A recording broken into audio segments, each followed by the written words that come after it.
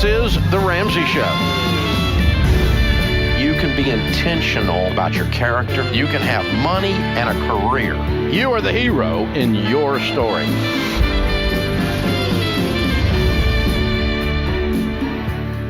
Live from the headquarters of Ramsey Solutions, broadcasting from the Dollar Car Rental Studios, it's The Ramsey Show, where debt is dumb, cash is king, and the paid-off home mortgage has taken the place of the BMW as the status symbol of choice.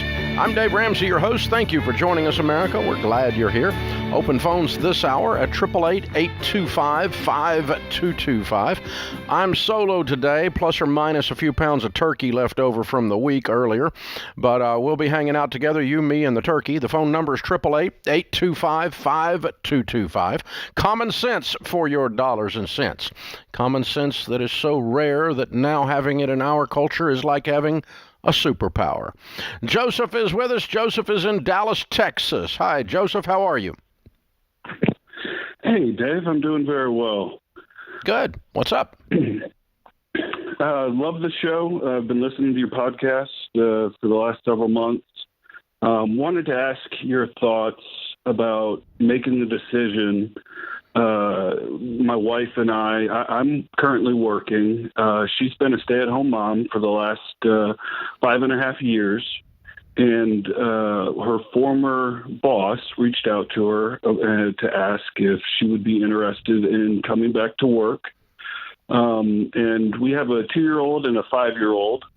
So the boys are getting ready to start preschool and kindergarten. And so the timing of it seems like it might make sense, but I was interested in what your thoughts were as far as making the decision to go from staying at home to, two working parents. Yeah. Well, there's nothing wrong with it. Lots of working parents are great parents. It doesn't require you stay home to be a good mom. But there's also nothing wrong with deciding I want to stay home and spend my time on my kids. So there's, people get judged for either one. I can tell you that, but not here. Right. I'm going to support you either way, whatever you decide to do. What I wouldn't, so I'm not going to throw a blanket on this and go, oh, well, she must go back to work, or oh no, she can't go back to work. I would never do that. That's not the thing. The question is, how much are they going to pay her? A lot more than me. How much? 115,000. Okay. Pretty tempting then, huh? Yeah. Tempting to her? The biggest. Yes. I mean, we're both excited at the opportunity. Mm-hmm. We're baby step 2 right now, so we would be able to become debt-free very quickly, like by the end of next year. And the trade-off is what? What's the trade-off? What's the loss? Time with our kids, having to hire, a nanny or daycare to take care of them. That's the primary things. Okay. Well, the 2-year-old from 2 to 5, you're never going to get those years back. But there's certainly nothing wrong with, again, having daycare, having a nanny, having after-school care, whatever the process is. People do it every day, and it's not immoral. It's not wrong. You're not a bad parent. But you just got to decide, okay, what kind of boundaries can I put on this? I mean, this guy's wanting to work 40 hours, not 80, right? Yes. Correct. That's a boundary, number one. Then, I don't know, maybe there's some flexibility around school time about when she shows up or when she doesn't show up at the office, right? Yeah, especially now they're work from home, I think 50% of the time. So, well, that's a big deal. Is she going to be at home 50% of the time? Correct. Oh, wow. Okay. So we're only talking about 2.5 days or 2 days a week of problem then, right? Right. Who watches the kid at home while she's working? Nanny? Yeah, we don't know that yet. We would have to find somebody. Well, I think what you got, if Sharon and I are doing this decision, we have to put down exactly how this is going to go down and then look at that and say, we're trading that for $115,000. That's a trade. Is it a good trade? Right. And if it's a good trade, we'll do the trade. And lots of people look up and they go, the trade is not worth it. My wife desperately wants to be at home full time with the kids and not work, and there's not really any amount of money that you can put on the other side of that scale that makes it tip. And so then they choose to stay home, and there's nothing wrong with that. And there's nothing wrong with going, dadgum, this is quite honoring. An old boss from 5 years ago calls up and offers us the Brinks truck. That's honoring to her. It says a lot about who she is, right? Absolutely. Which is that's a nice compliment, and it makes it really tempting as well, because they obviously have huge respect for her. So, good stuff. Good stuff. There's not a right or wrong answer, brother, but I would get down and say our life is currently X. If we do this, exactly what does our life look like change? Exactly what are we going to do? Exactly how are we going to handle it? Then you know the trade you're making. Because you're trading $115,000 for whatever stress or absenteeism or time away from the kids you're putting on the table. And if it's minimal away from the kids, it's really tempting to look at. Really tempting. Mark's with us in New York City. Hey, Mark, welcome to the Ramsey Show. What's up in your world? Hey, Dave. Thank you for having me on the show. Sure. So I'll make it very simple. Over the past few years, I made some poor financial decisions, and I've ended up in $150,000 of credit card debt. Good Lord. What'd you buy? I didn't buy anything. I was going through a phase of drug addiction, and things spiraled out of control. Wow. I had I was very good with money in a past life, and I had a high credit score, and I blew through everything. Now, the reason that happened to me was because my father died a tragic death, and I went through a lawsuit which recently settled. So I just don't know how to get my life back in order. I am employed, gainfully employed. However, it's just so overwhelming. What do you make? I mean, I can just under 200. Cool. How long you been dry? 30. What's that? How long you been dry? Years. What? 3 years. 3 years. What was it? Prescription painkillers. Okay. How old are you? I'm going to turn 31. Okay. I'm sorry about your dad. How long ago did he pass? October of 2017. Obviously your hero. No. Well, yes, of course. I mean... Yeah. If it was devastating to you, he meant a lot to you. Yeah. What other family and friends and support have you got around you while you're walking out your sobriety? Everyone is behind me. It's like really a thing of the past. I'm so blessed. You got good support. I good support. I didn't know the dangers. I was getting some surgery during the time my father died, and it just snaps. You become dependent on these things. Oh yeah, they're good to you. It's embarrassing to even say. Goodness. Oh, when you're hurting and you're not hurting anymore, they're good to you, and it compounds. I know. I've heard about it. All right, I tell you what. I think you got the chemistry to make it. You just need a game plan that's going to give you a little bit of hope. Can you hang on with me through the break and let's work on that? Absolutely. You got all the components to win this, dude. I think you can win it, and I think I can show you how. We'll work on it together in a minute. Hang with me. This is The Ramsey Show.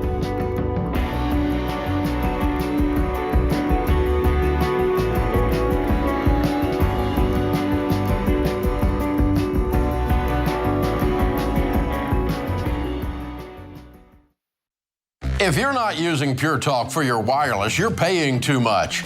Pure Talk gives you the same great 5G coverage on the same 5G network as one of the big guys for half the cost.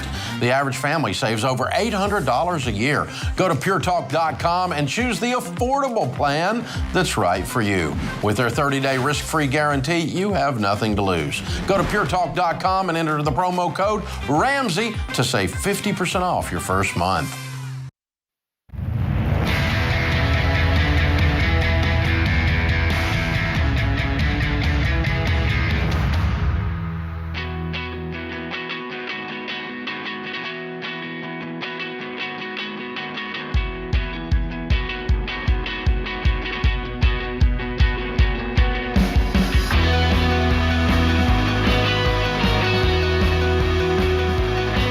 Getting out of debt is smart. Saving and investing is smart, but there's one key to winning with money that people overlook all the time, and that's protecting your finances from emergencies. And this is where insurance comes into play. There are 10 kinds of insurance coverage that you probably might need based on depending on where you are in your life and what it looks like today.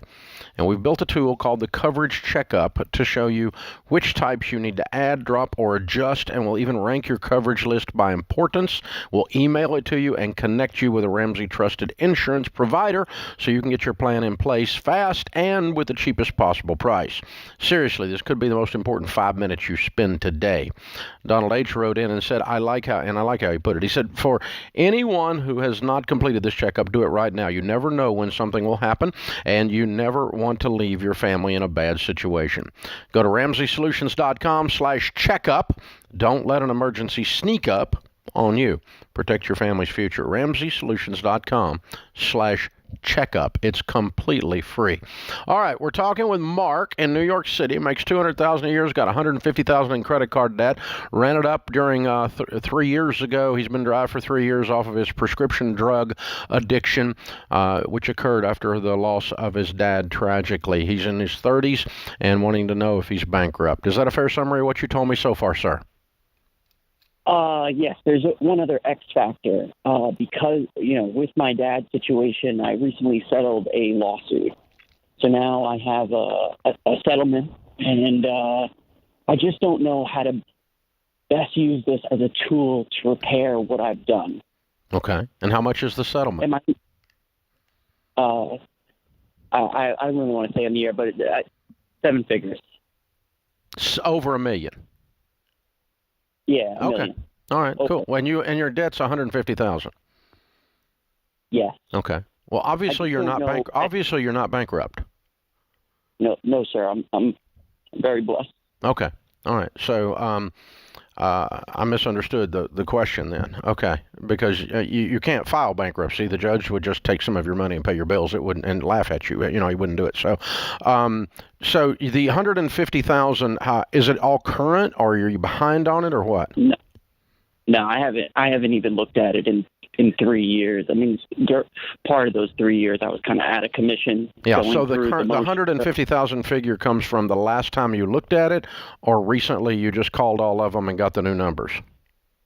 That's the last time I looked at it. I don't even know where the debt is, or who bought it, or where it is in the debt. Yeah, all right. But you have an idea where it started? Yeah. How many different credit cards? About 5. Okay. All right. Are you doing anonymous?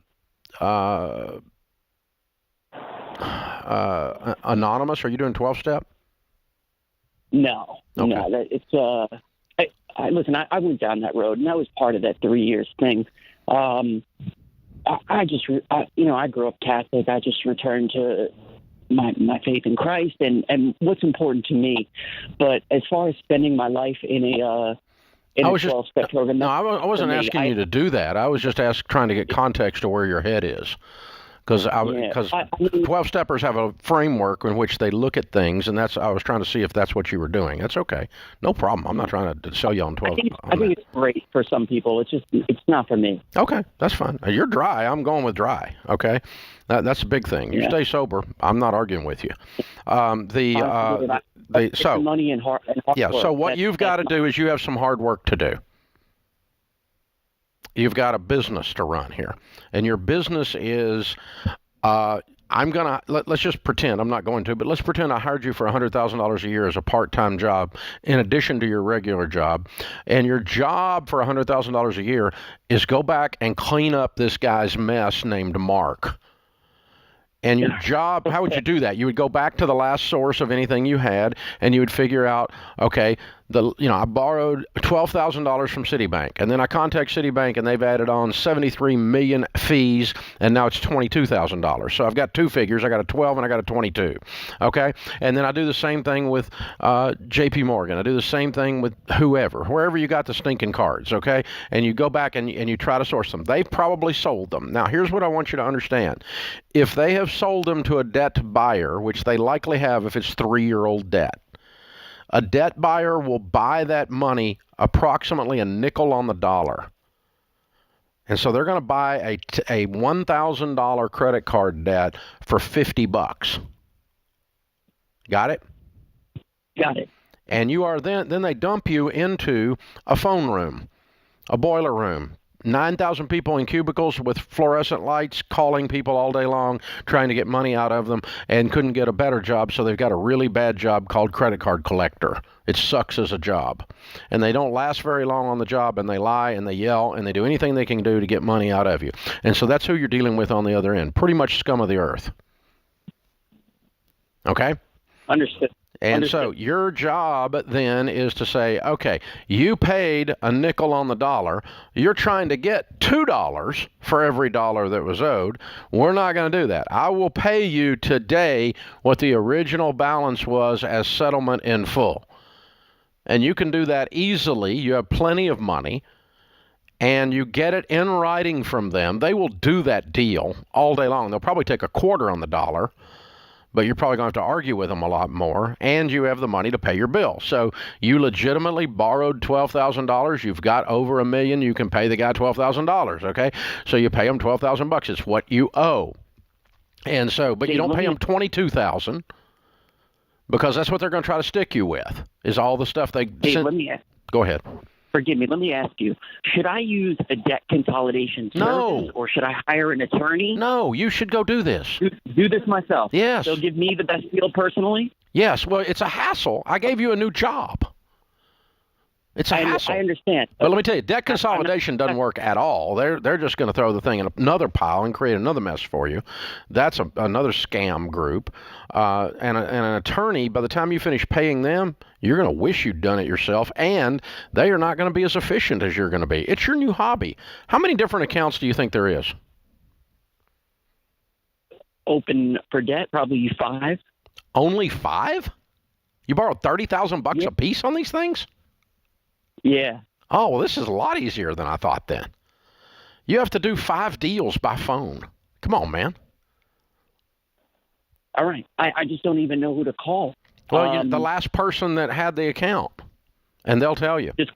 They just call American We sold it. Express and ask where they sent the debt? Yeah, I'm calling about this account. We sold it. Who'd you sell it to? I need to get in touch with them. I need to settle it. And also pull up a copy of your credit bureau report. It'll pop up on there maybe who owns it, because they're probably dinging you like crazy trying to get the money out of you there. Definitely. But you need to correlate, and so here's the thing, okay? Do not pay more than the original principal balance. You don't morally owe more than that. They're going to come after you for a lot more than that. If you want to argue for a little less, you're welcome to, but you've got the money. I wouldn't. I would just pay what I owe. It's only $150,000 after all said and done here, okay? The third thing is always get it in writing. They get no money unless you have in writing, before you send money, in writing exactly what the amount is. And the last thing is, under no circumstances do you give them electronic access to your checking account. Because they lie, and they will take the $22,000 out after you settled them with them for $12,000. And try getting it back then. Yeah, that's a pain in the butt. Email, okay? Email is fine. I want it in writing, and you can either take a prepaid debit card for each one of these, or $30,000 a piece approximately, or you can have a separate checking account that just has that money in it only, but do not allow them access to multiple dollars beyond what you are settling with them for. In writing, 5 different people you got to track down and do deals with, and this is your pittance. This is you paying back, this is you working through and cleaning up the mess that you made. And it's not that hard, actually. You can do it. And I'm proud of you for attempting it. And if you need some help as you're working through it, you call me back anytime. In writing, no electronic access to your checking account. Don't give them any more than was originally owed when this all started.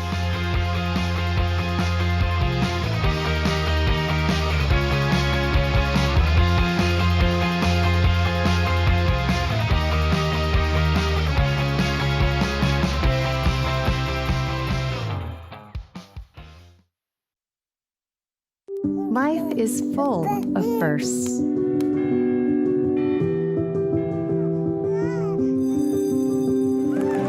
As As the first and longest-serving Christian health cost-sharing ministry, CHM has shared medical expenses for its members since 1981. We believe you should have the freedom to focus on your health while being supported by a community of believers, giving you the opportunity to create many more firsts.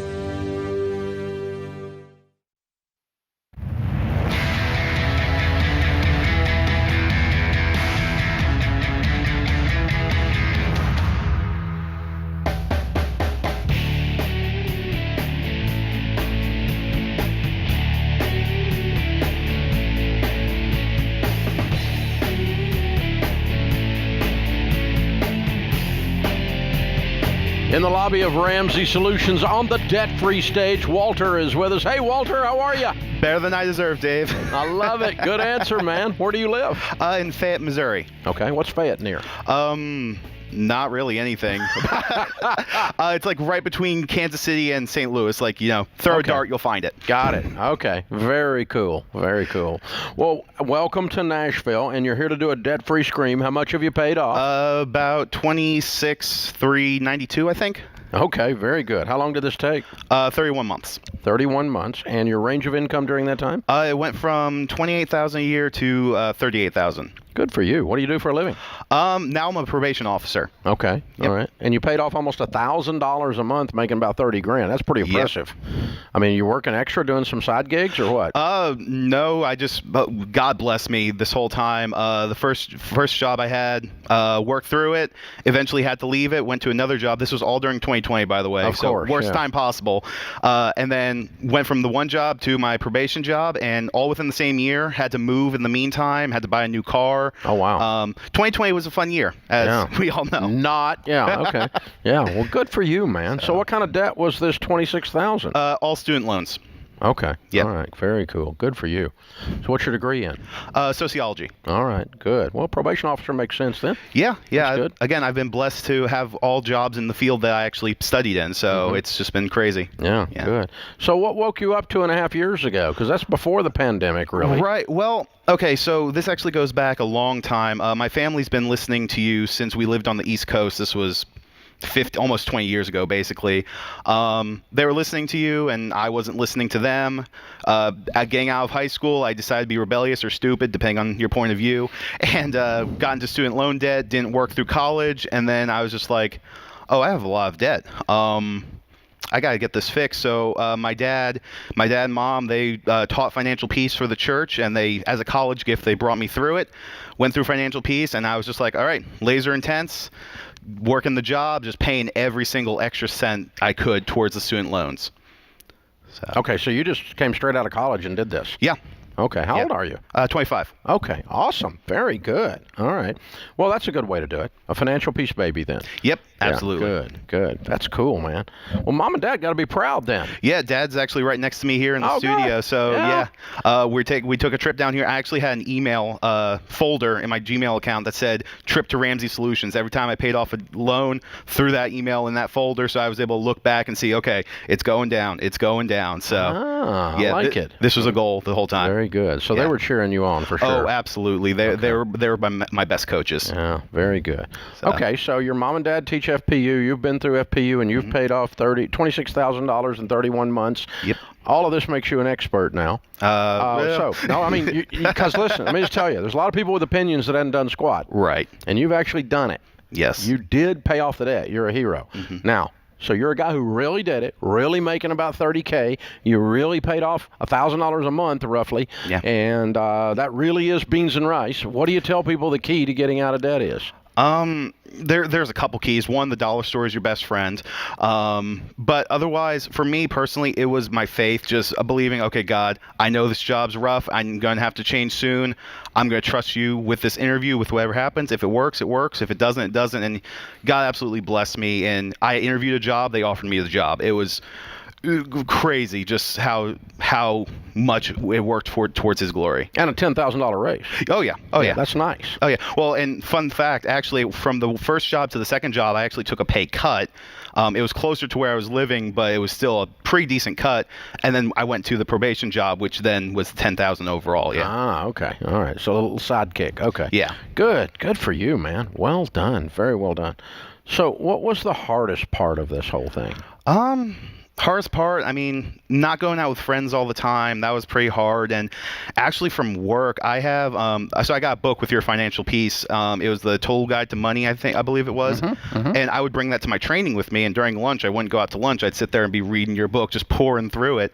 And I'd have coworkers come in and just be like, "What are you doing there?" I'm like, "Well, I'm trying to get debt free and gain wealth." And they're like, "Oh, are you going to be a Scrooge when you grow up?" I'm like, "No, I'm going to be giving away a lot of money once I get rich. I'm just getting out of debt first." And they kept saying like, "Oh, well, everyone has debt." I'm like, "Well, I don't want to be like everyone. I want to be, strive for a little bit higher than just average."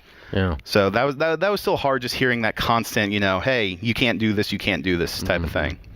It requires not giving a rip what other people think to go win at almost anything in our culture, because there's always some idiot with an opinion. Right. I mean, they're everywhere. And so it's just, it's amazing. Well, congratulations. Thank you. I'm so very proud of you. How's it feel to be free? Oh, it was amazing. I sent out that the last check back in July. I sent a text to my group of friends. We do a Bible study together. I'm just like, "Hey, I just sent Sally Mae the eviction notice." And my buddy says, "Wait, does that mean you're debt free?" I'm like, "As soon as this check clears, I am absolutely debt free." Wow. So, very cool. Very cool. Good for you.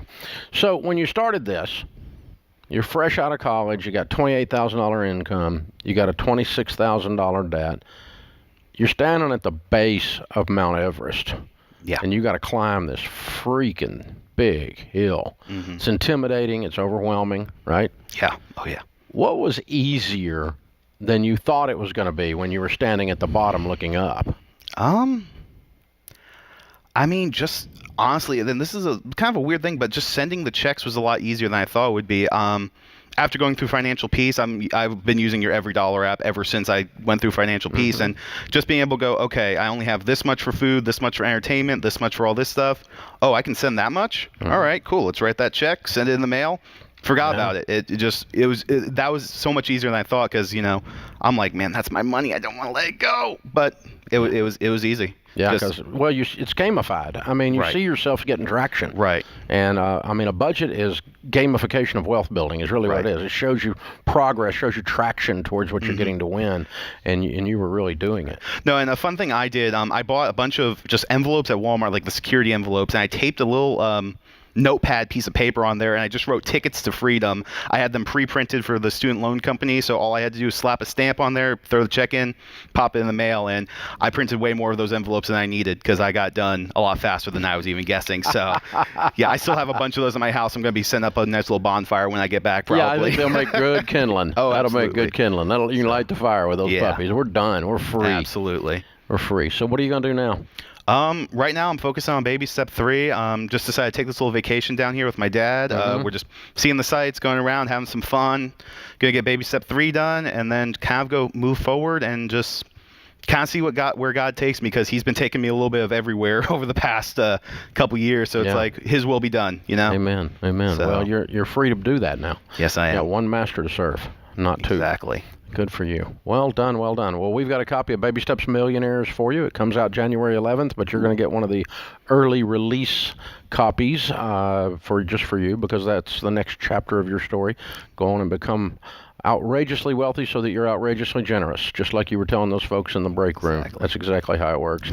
We'll give you a copy of the Total Money Makeover. Maybe one of those guys in the break room will chew on it for a little while. I hope so. We can hand it to them as a pay it forward, and maybe they'll be up here before we know it, standing and doing their debt-free scream, because that's what we want for folks, to be able to win. Well, congratulations, sir. Thank you. We're proud of you. You're a hero. Well done.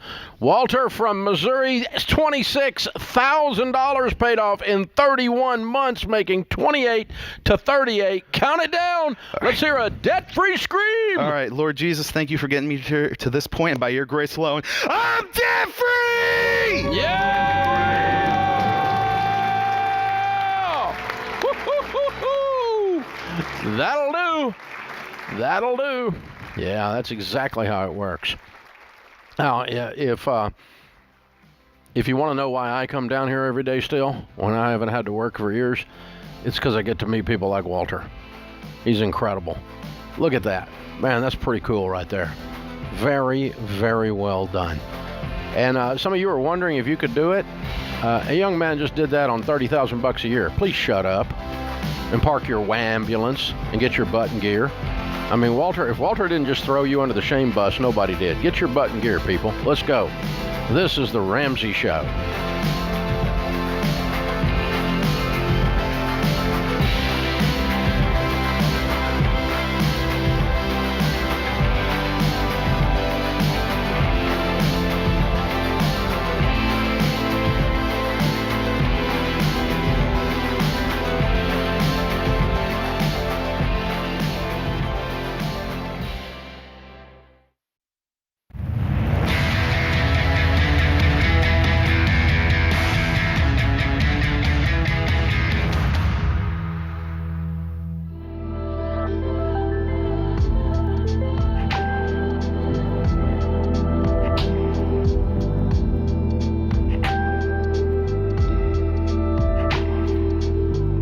Blinds.com gives us our question of the day. They have a 100% satisfaction guarantee. That means even if you mess up, and sometimes you do mess up, because sometimes I mess up on these things, like you mismeasure, or this one I do all the time, pick the wrong color, because I'm like horrible at that stuff. Good at math, not good at aesthetics, right? Well, if you mess up, they'll make your blinds over for free. Their 100% satisfaction guarantee means even if you screw up, they cover you. You get free samples, free shipping, and new promos all the time. Always use the promo code Ramsey to get the best possible deal. Dawson is in Virginia. I'm a 19-year-old college student, currently in my junior year. I was wondering if I should invest in and build an Airbnb business with my brother. The only debt I have is $3,000 in student loans. I have $30,000 in stocks and $8,000 in savings. We have a lot of knowledge in this business because my brother already owns one. We plan on paying cash for it. And I'd save until I had the amount for my half. Would it be a good idea to go in 50-50 with my brother on a property that would cost $110K?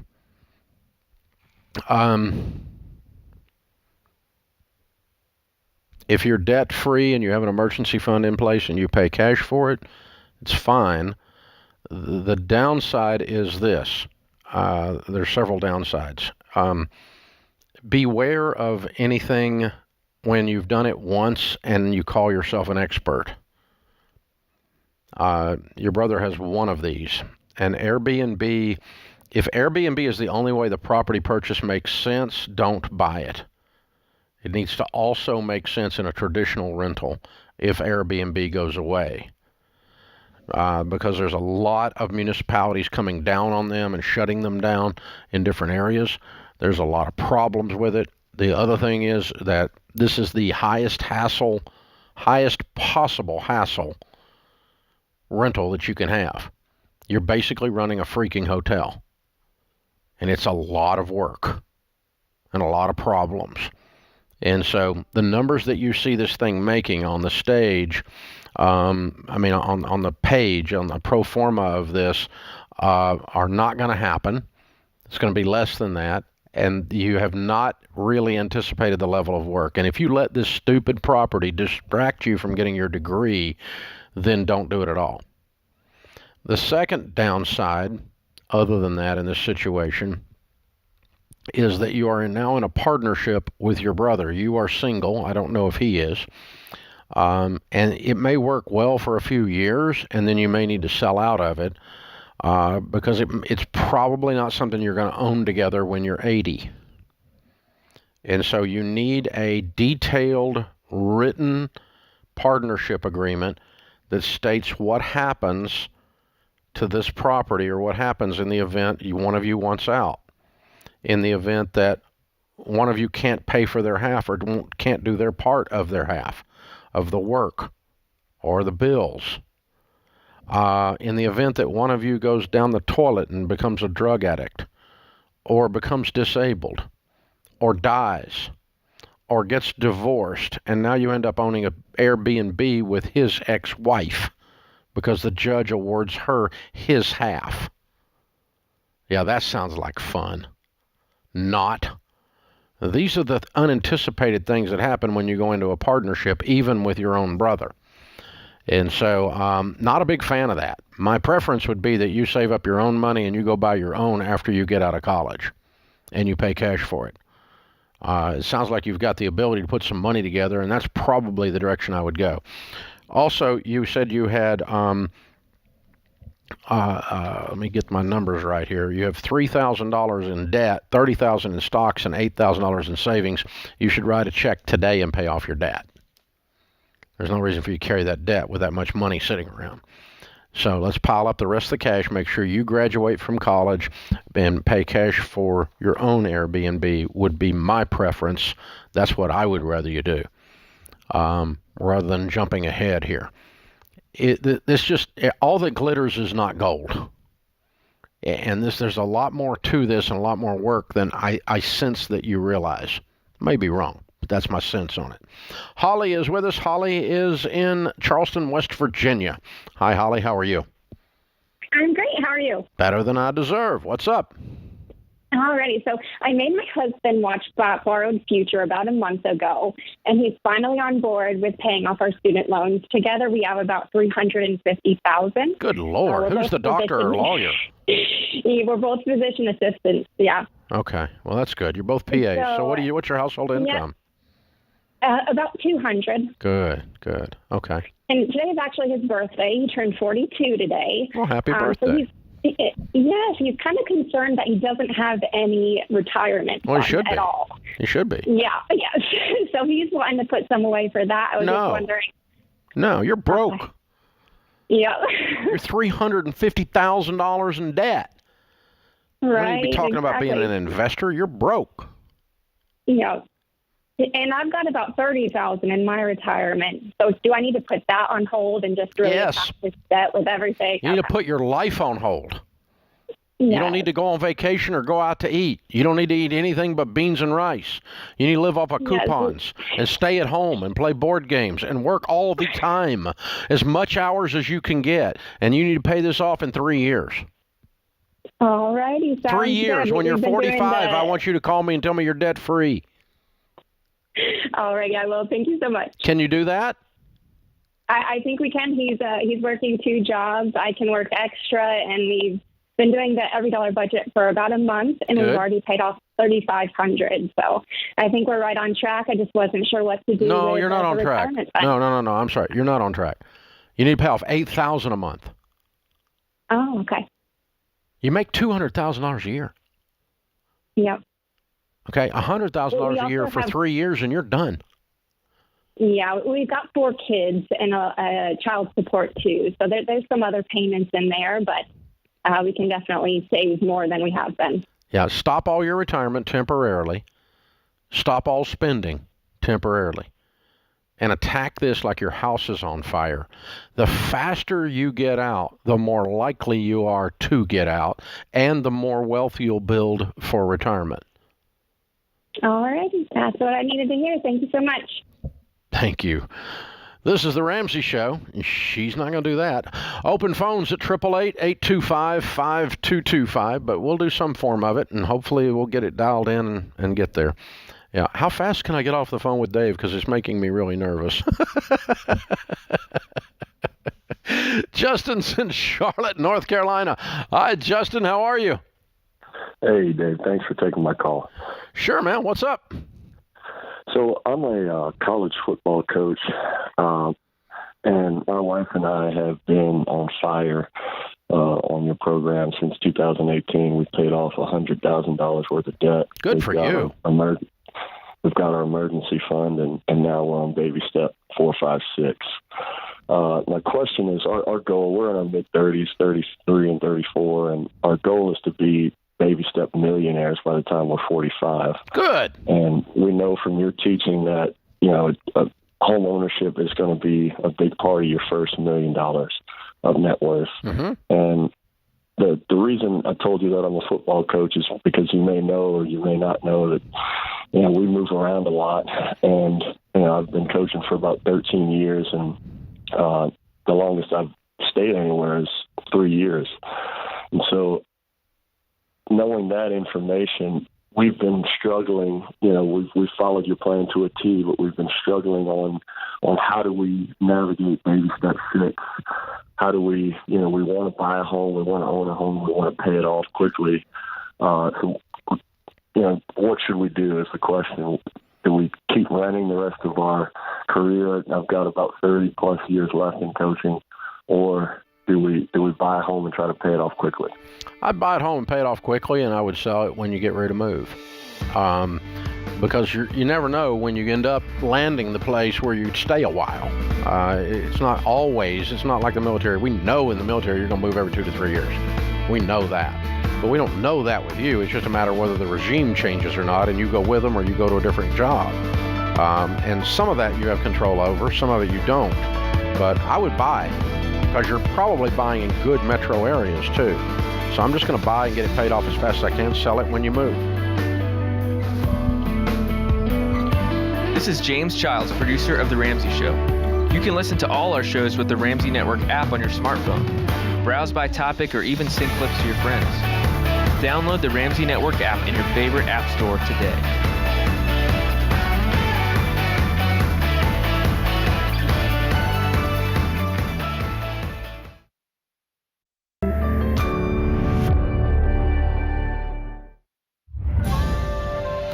This is The Ramsey Show. You can be intentional about your character. You can have money and a career. You are the hero in your story.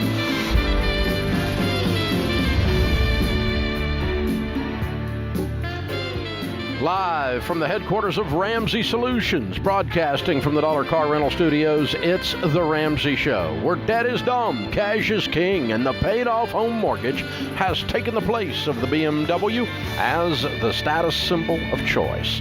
I'm Dave Ramsey, your host. Thank you for joining us, America. Open phones this hour as we talk about your life and your money. The phone number is 888-825-5225. That's 888-825-5225. Prue is with us in Orlando. Hi, Prue. How are you? Hi, Dave. Thanks so much for taking my call. How are you? Better than I deserve. What's up? So my husband and I have been trying to work on a will, but we have a disagreement on who would be getting our assets if both of us pass away.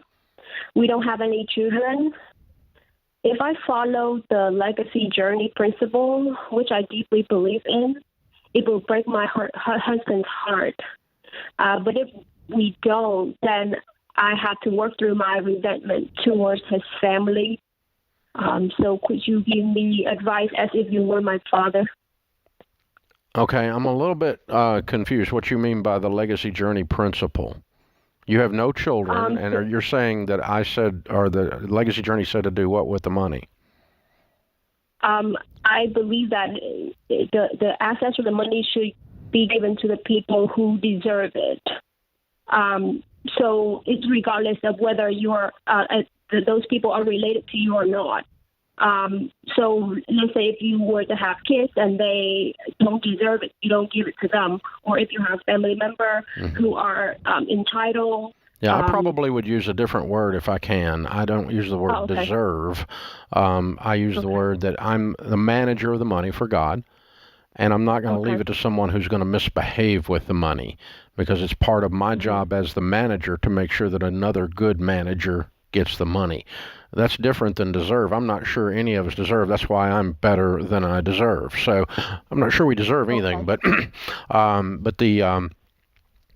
know, who's going to do a good job with it? So he wants to leave it to his family, and I take it you feel like they misbehave with money.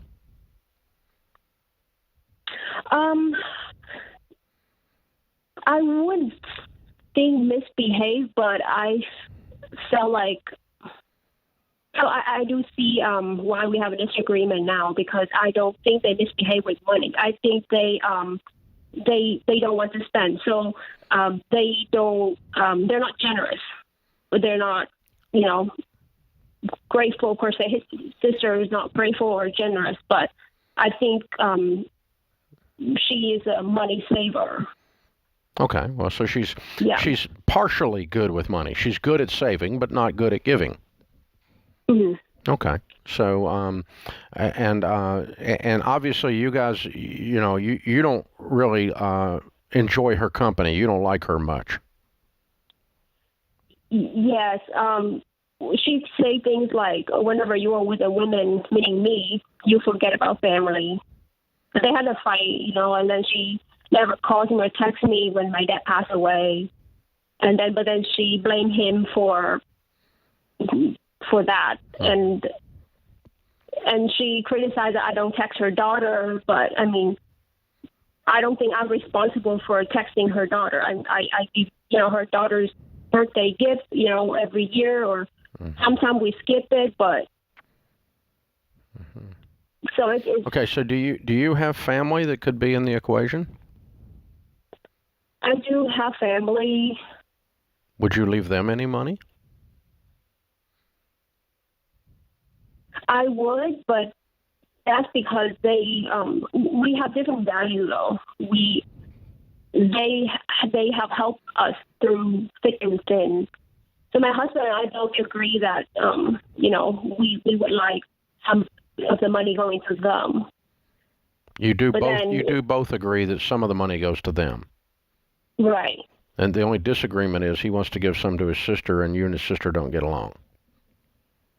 Well, actually, he doesn't think that she deserves it, and she said that that money should go to her kid because her kid is innocent, which I would agree 100% if his niece was taught to be grateful and generous, giving. But how much money are we talking about?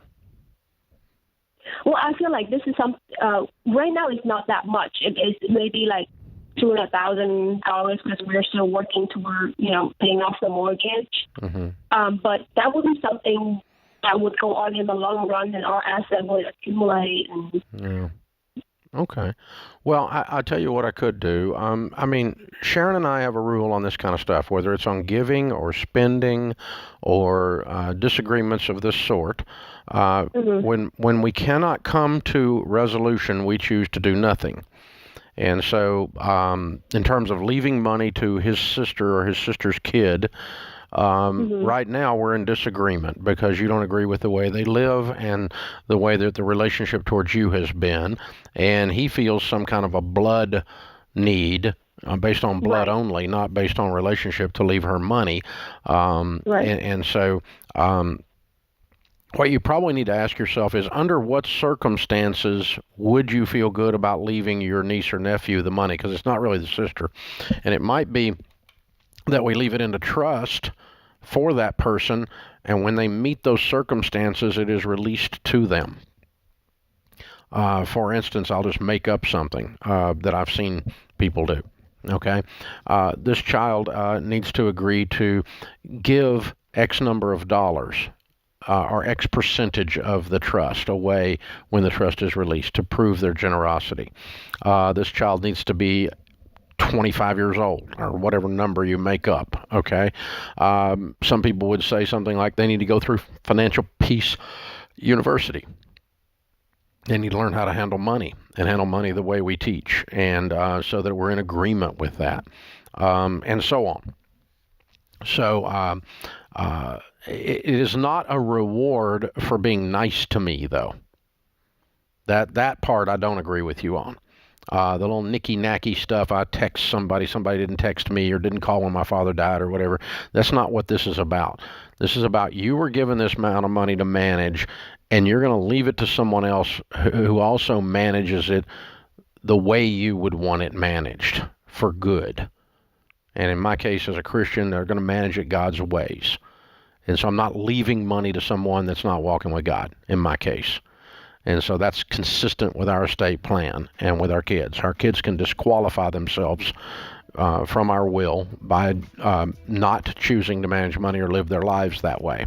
And they get to choose that. They're adults. I can't tell them what to do. But then the result is I can't leave money to you if you're a heroin addict because you'll buy more heroin. That would be dumb. That would not be an act of love. And because here's what happens when you leave people money. When anybody gets money, period, here's what happens. It magnifies who you already are. You're a jerk and you get money, you become a colossal jerk. You're kind and compassionate and generous and you get money, you become unbelievably outrageously generous. You become more of what you are. It magnifies.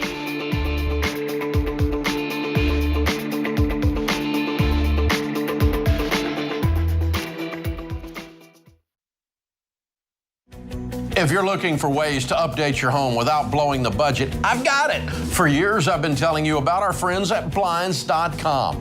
Blinds.com makes it simple to shop top quality blinds, shades, and interior shutters from home with easy online ordering and free shipping. With Blinds.com, there's no need to renovate your entire home. Just change out what's on your windows with upscale choices like faux wood blinds, cellular, and roller shades, or even outdoor shades. Plus, Blinds.com guarantees the perfect fit, whether you do it yourself or you have them measure and install everything for you. Shop their latest looks and see how much you can save at Blinds.com today. The easy and affordable way to make your home more beautiful is Blinds.com.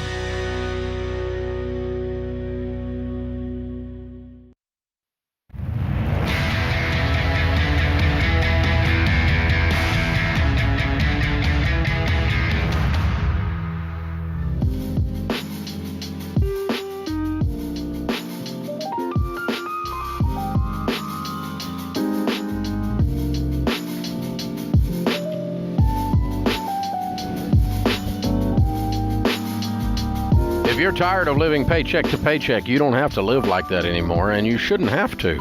No matter how you've managed money in the past or how much debt you have, you can take control of your money. You need the right plan. Financial Peace University will teach you that plan. It's the step-by-step class that's helped almost 10 million people take control of their money and feel in control of their lives.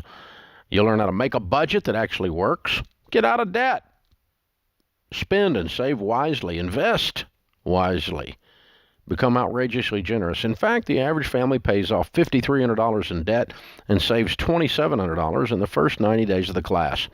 We'll give you the plan, but it's up to you to get started. You can decide today that you're done feeling stressed and you're ready to take control. And by the way, it's up to you. Financial Peace University is available in a Ramsey Plus membership. That's how you get started. It includes the Every Dollar app, the premium version that attaches to your bank. It's all the package. It's the whole thing you need to get your life straightened out and become wealthy. RamseySolutions.com/FPU. That's where you find it. Financial Peace University. For decades, we've been showing people how to become wealthy as a result of getting out of debt. RamseySolutions.com/FPU.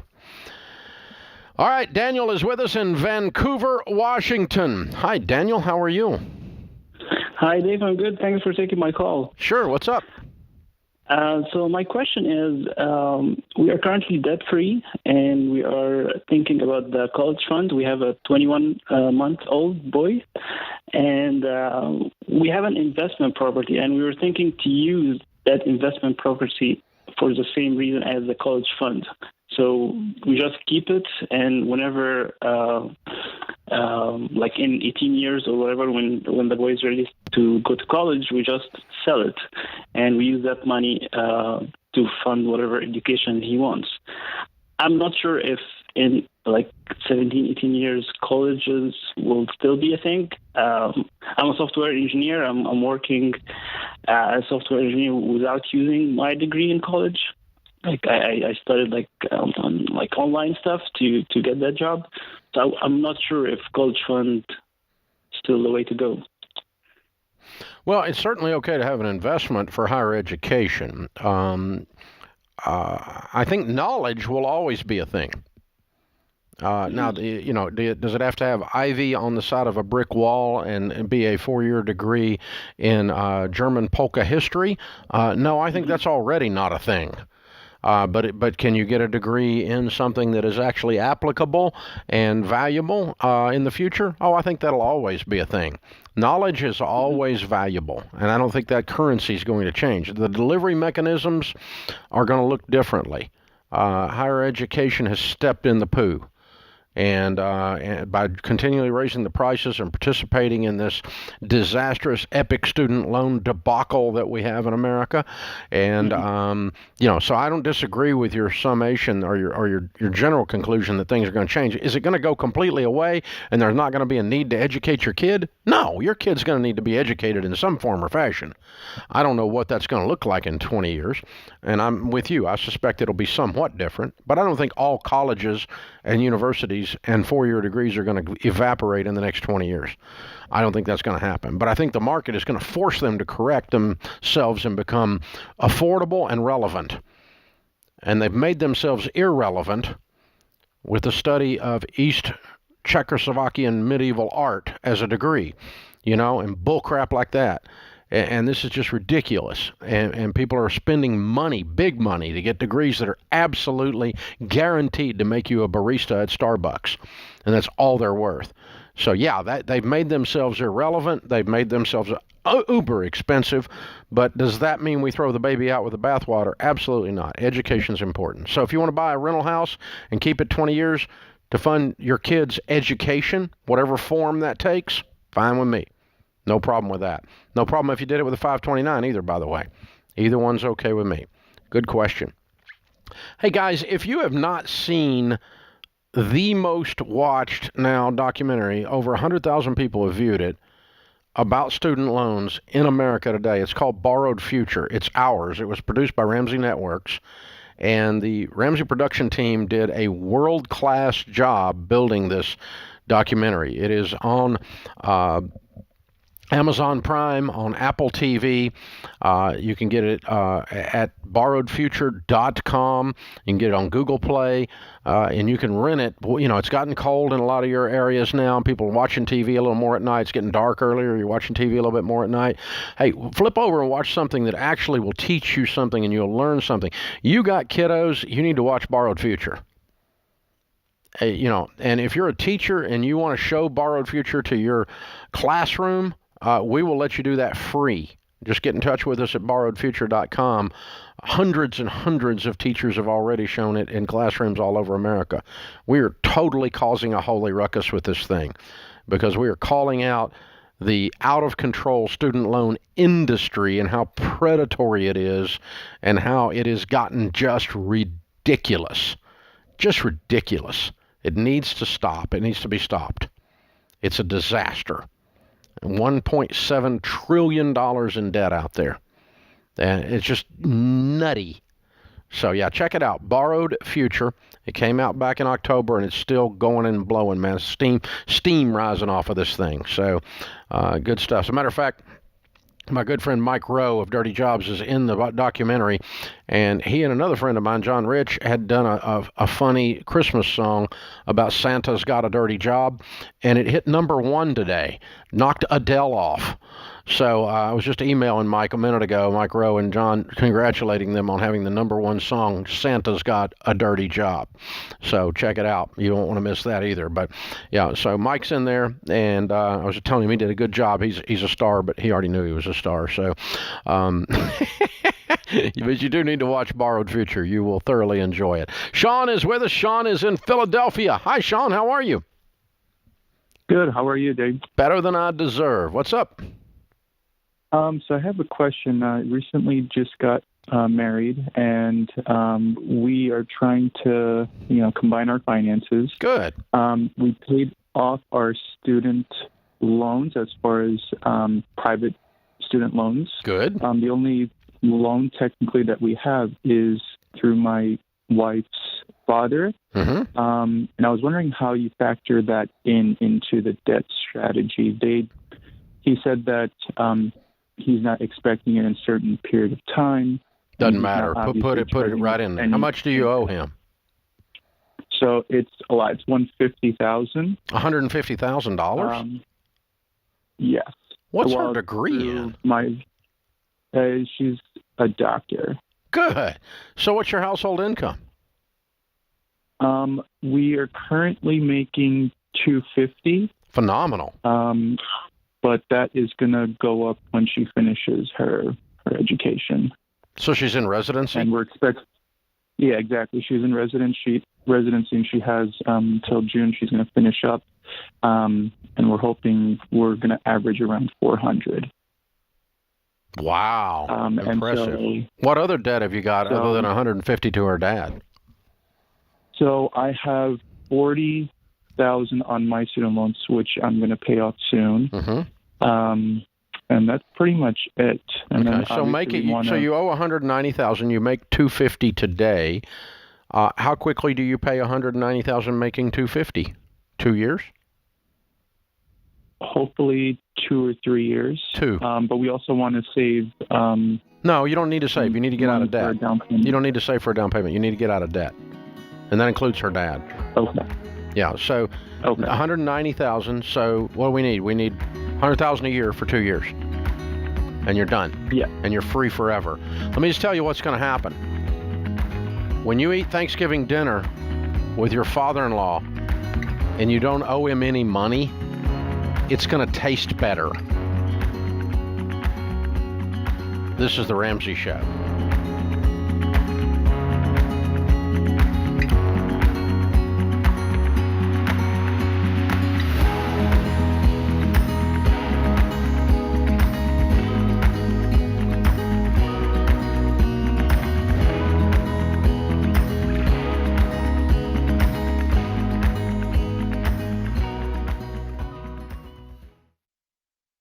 If you're ready to get out there and find a job you love, then you need to hear this.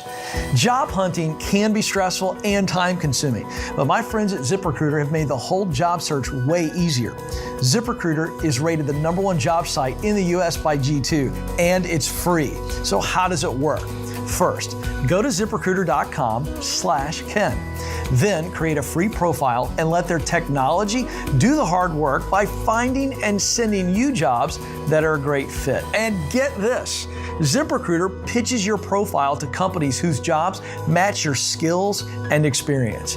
If someone from that company likes your profile, they can personally invite you to apply for the job. So if you're ready for an easier job search, check out ZipRecruiter. Sign up for free right now at ZipRecruiter.com/Ken. That's ZipRecruiter.com/Ken. Sign up today, absolutely free, and let ZipRecruiter work for you.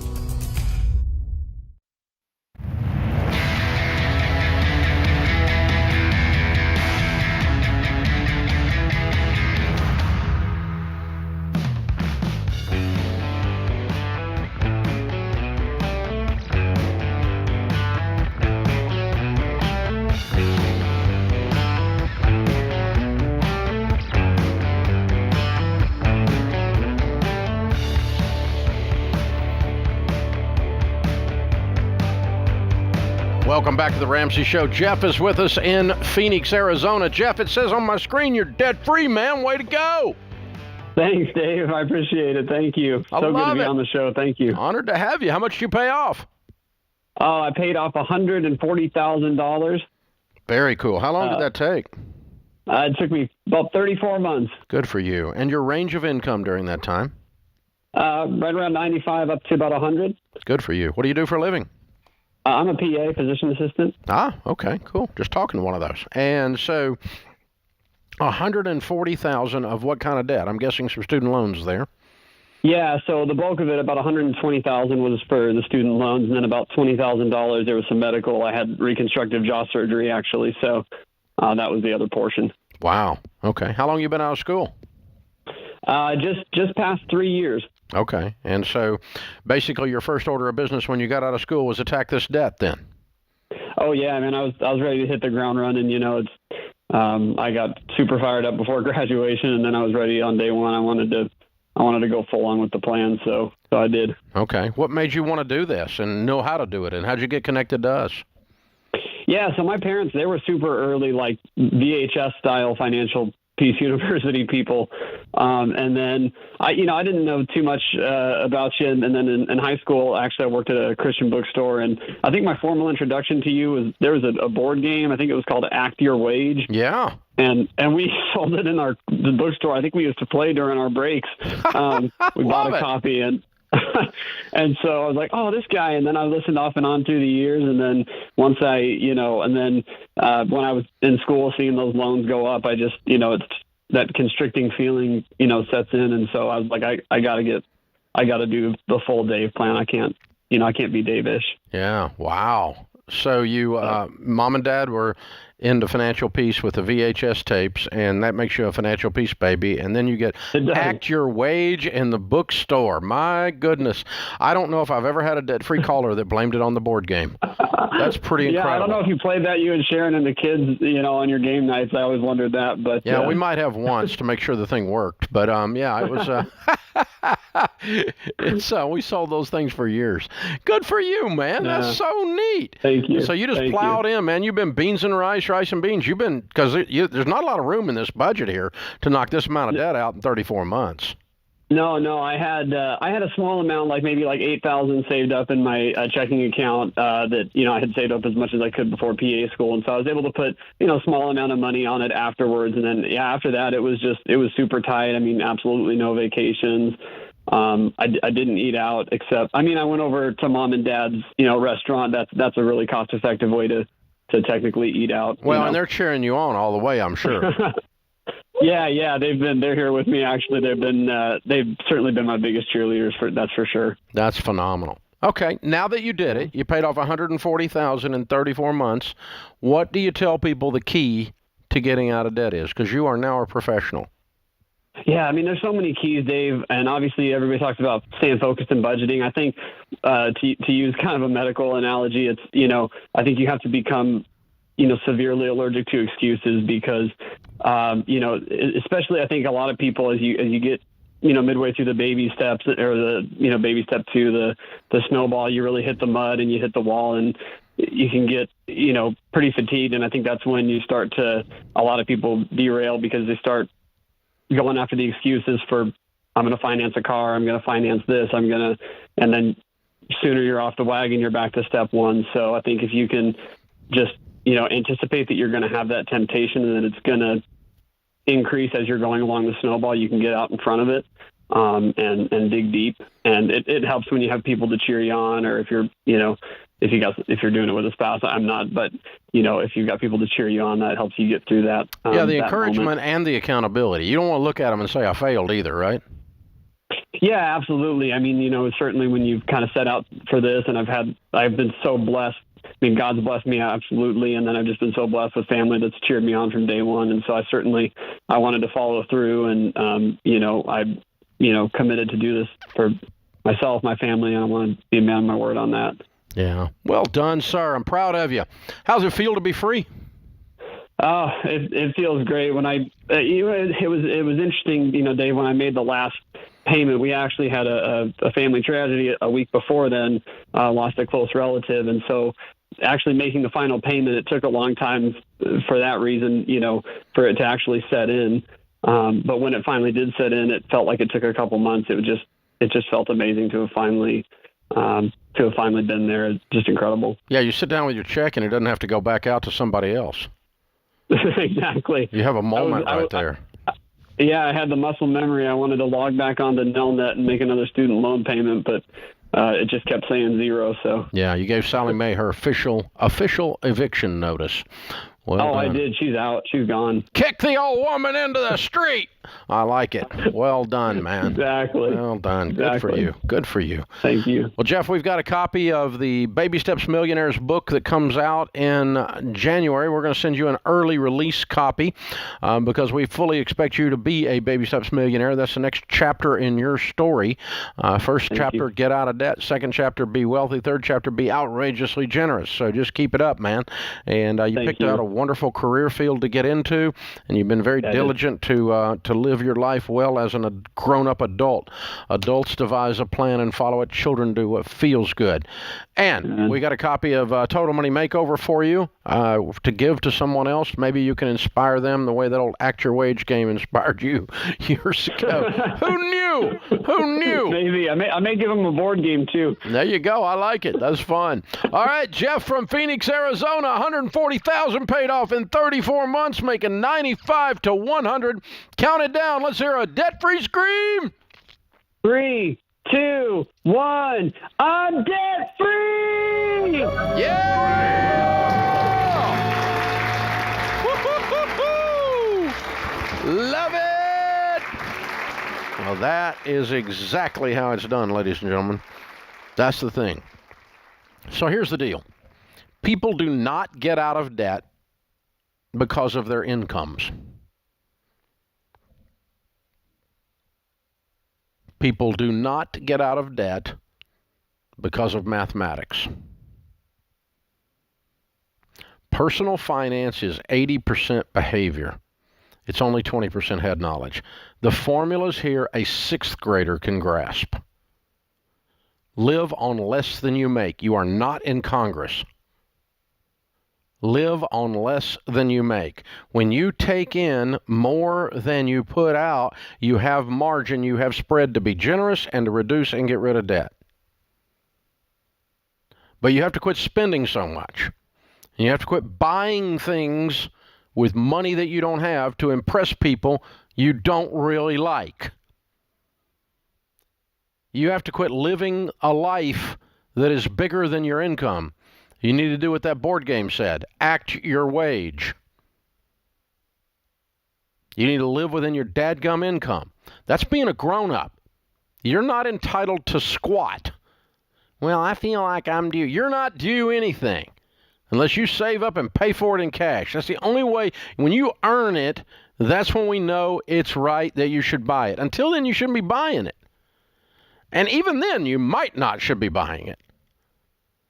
Dave Ramsey wants me to work on minimum wage and live and have no life. No, Dave Ramsey wants you to be wealthy, duber. And I'm going to show you how to be wealthy, but it requires paying a price. No one wins at anything without paying a price to win. You weren't struck by lightning and made God. You're just you.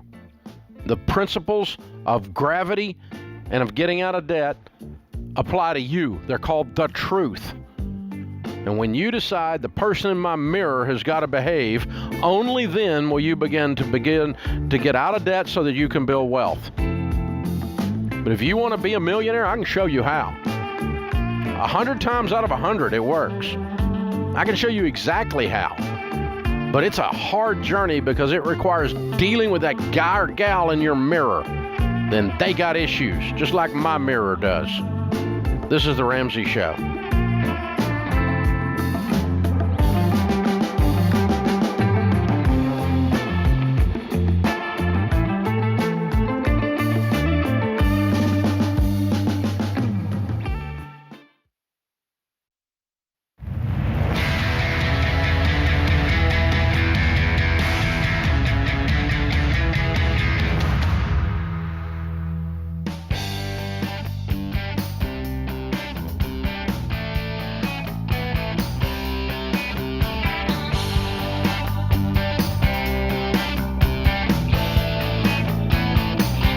Diego is with us in Phoenix, Arizona. Hi, Diego. Welcome to The Ramsey Show.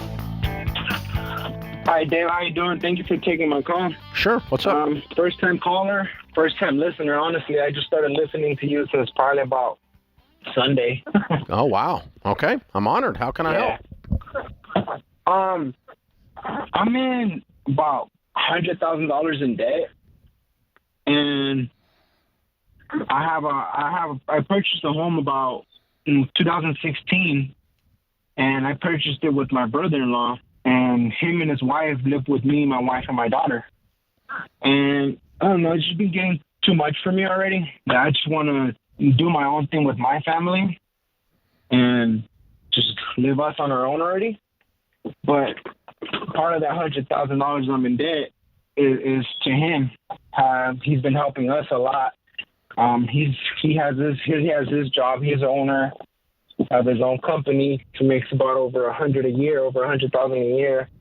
I just started truck driving, and I'm barely making. I just started making $50,000 a year, $51,000 a year about 2 months ago.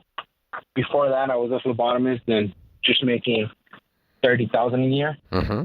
And I don't know, what would you recommend? Having us just sell the house and give him his part of of whatever we profited of it, and then whatever I profited, just pay him off and pay all my debt off and start fresh with my family and try to get into another house, or what would you recommend me doing?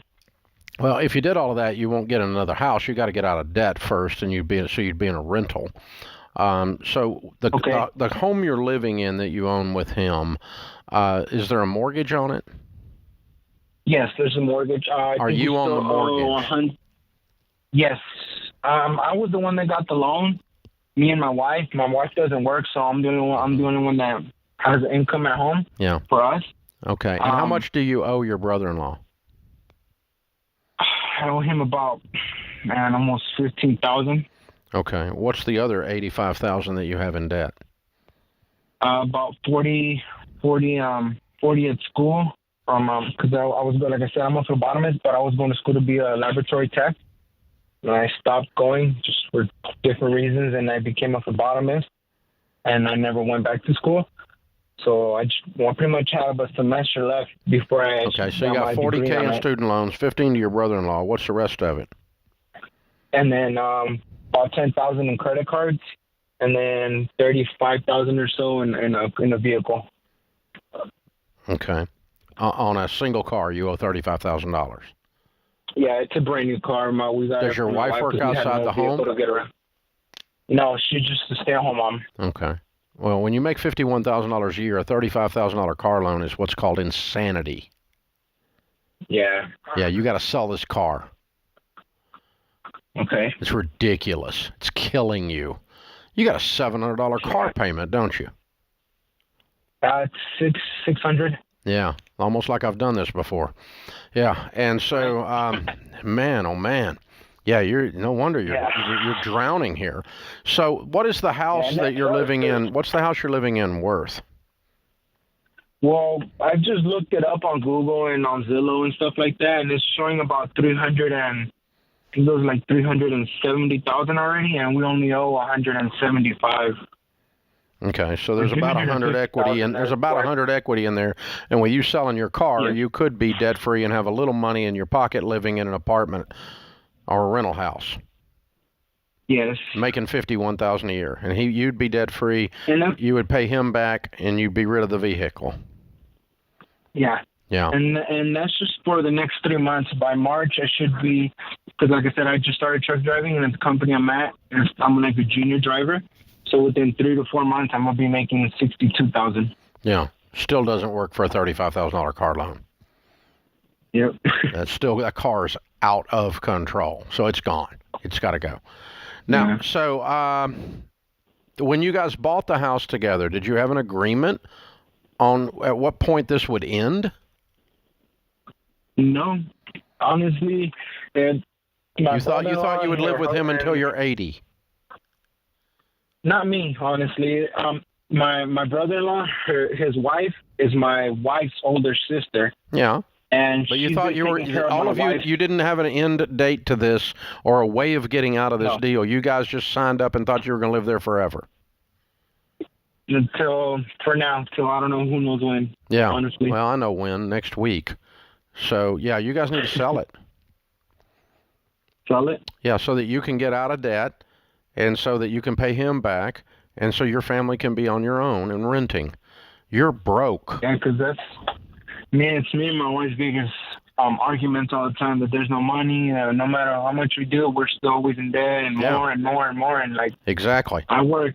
And that's like due to two things. That's due to two things. You have a house loan that you can't afford and a car loan that you can't afford.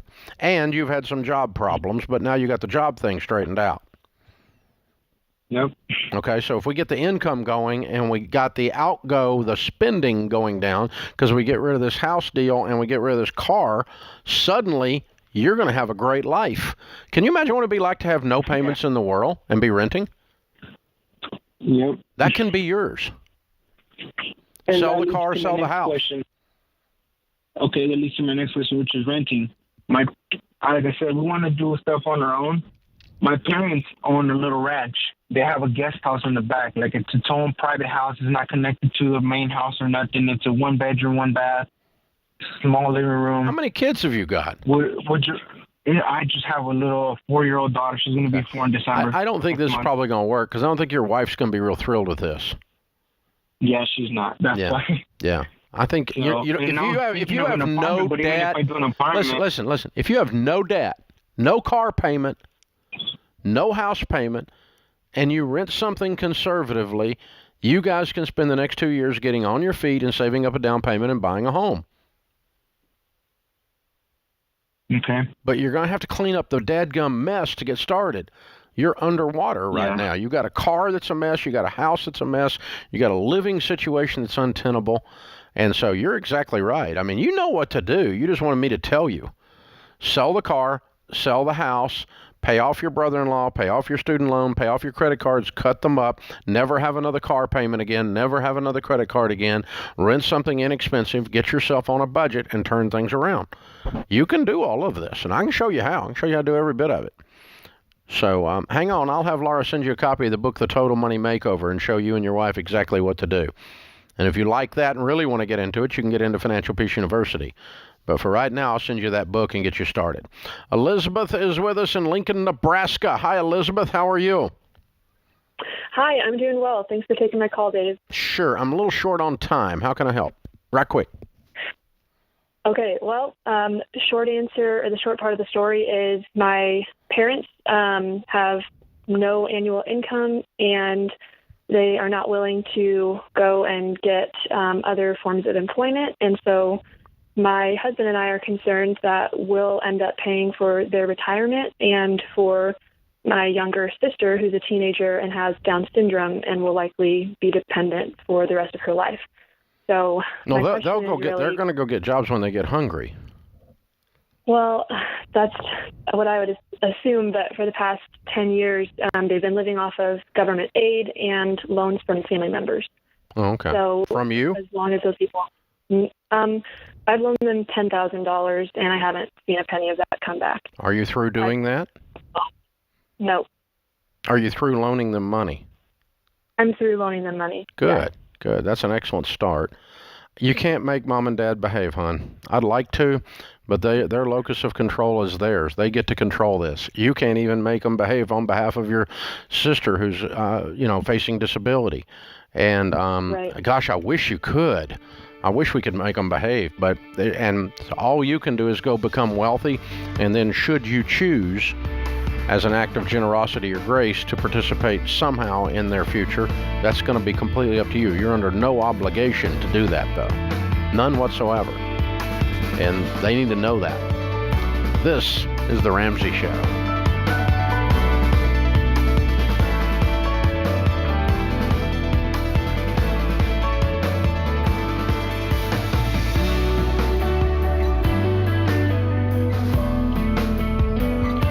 Have a friend or family member that needs a daily dose of Ramsey advice in their life? Let them know about the Ramsey Call of the Day podcast. It's a quick hit of advice about life and money in under 10 minutes. Check out the Ramsey Call of the Day podcast wherever you listen to podcasts.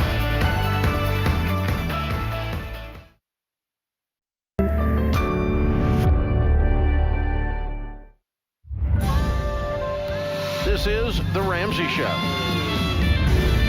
You can be intentional about your character. You can have money and a career.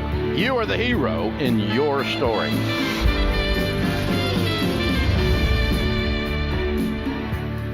Live from the headquarters of Ramsey Solutions, broadcasting from the Dollar Car Rental Studios, it's The Ramsey Show, where debt is dumb, cash is king, and the paid-off home mortgage has taken the place of the BMW as the status symbol of choice. I'm Dave Ramsey, your host. Thank you for joining us, America. We're glad you're here. Open phones at 888-825-5225. That's 888-825-5225. Brian is with us in Atlanta, Georgia, to start off this hour. Hey, Brian, how are you?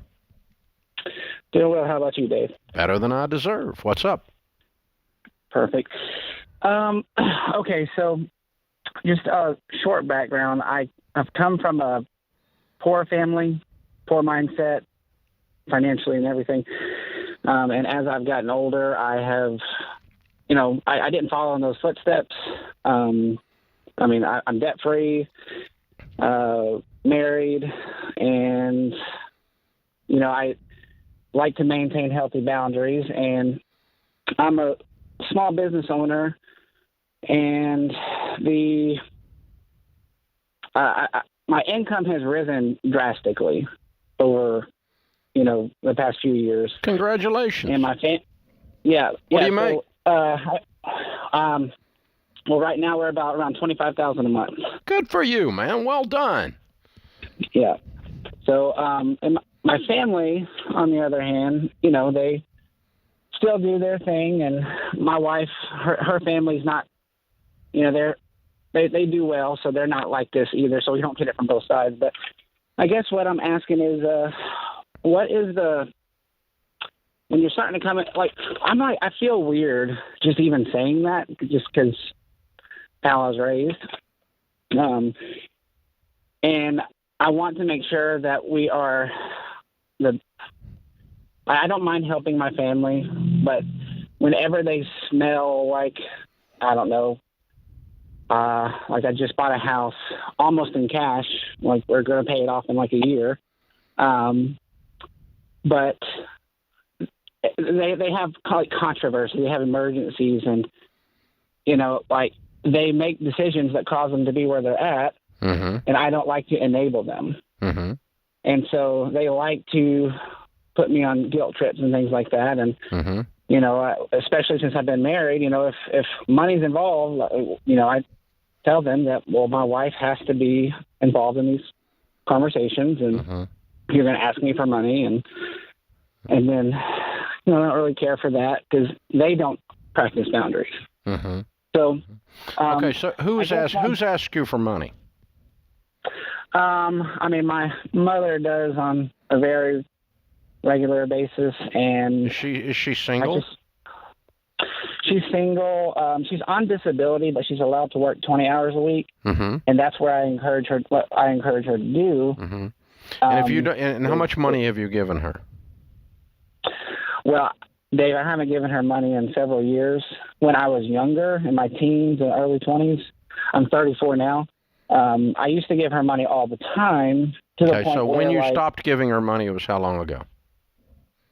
About 2015. Okay, so it's been 6 years since you gave her any money, and she still asks. Right.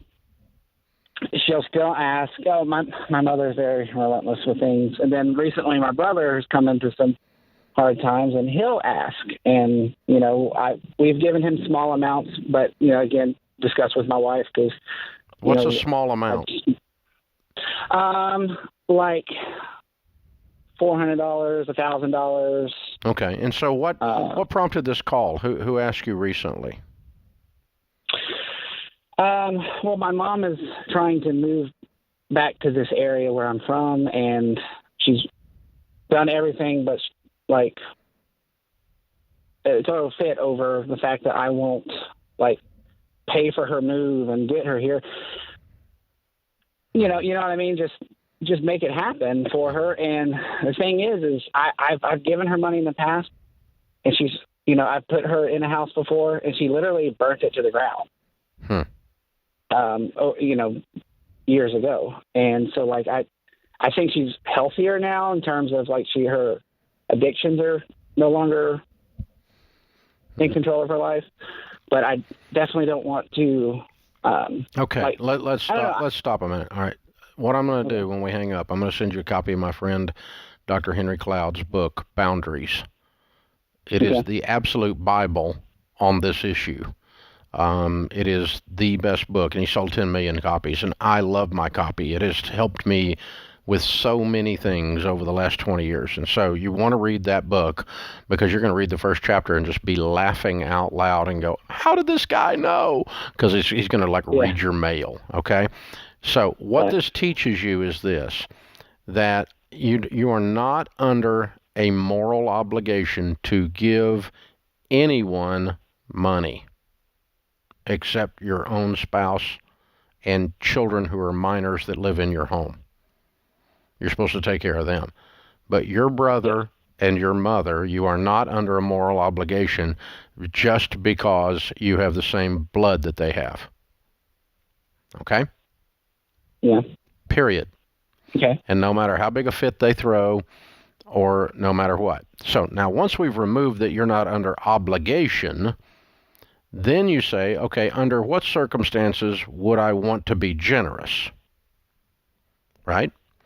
And there's only one circumstance that you want to be generous, and that is where you're actually helping someone move through their life and get traction. Helping someone is not assisting them in continuing their stupidity. Okay?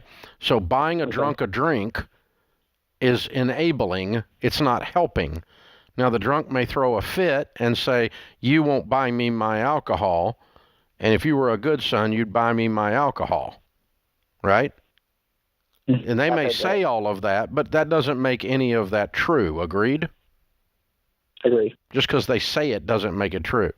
And so the definition of help, if you're not an enabler, means the person moves on to the next stage of their personal growth and their life is better as a result of you having assisted. And so in our case, if it were Sharon and I in this kind of a situation, although we've not been in this exact situation, but the way, for instance, with Ramsey Family Foundation, if we're helping a family or an individual on an ongoing basis, now one time we might buy somebody a truckload of groceries and fill up their cabinets, okay, just so they're not hungry. That's a one-off, sure, though. But if I'm going to assist mom in moving and pay her rent for 4 months, she's going to produce some fruit in her life that indicates that she's growing into a sustainable life, meaning she's going to get a job and keep it. She's going to be on a budget and keep it. She's going to be in Financial Peace University, and I'm going to pay for it. And you're going to get better, Mom. You're going to get better and better and better and better. But I'm not going to pay for you to get worse and worse or stay the same. Because that's not helping, that's enabling. And real love requires that the person have a better life as a result of being intersected with you.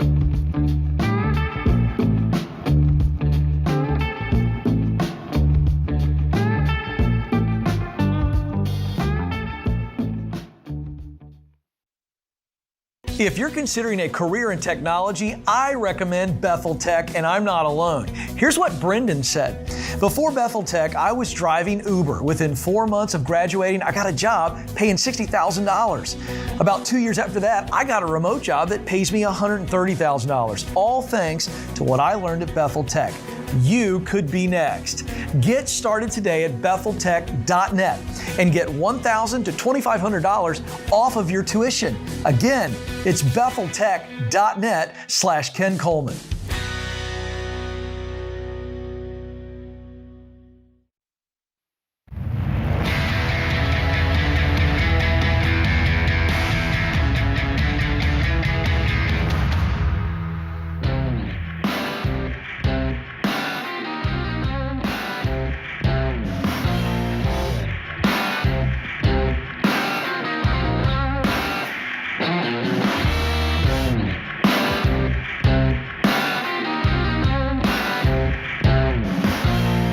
The Christmas countdown is on at Ramsey Solutions. We've been in a Christmas frame of mind for many weeks.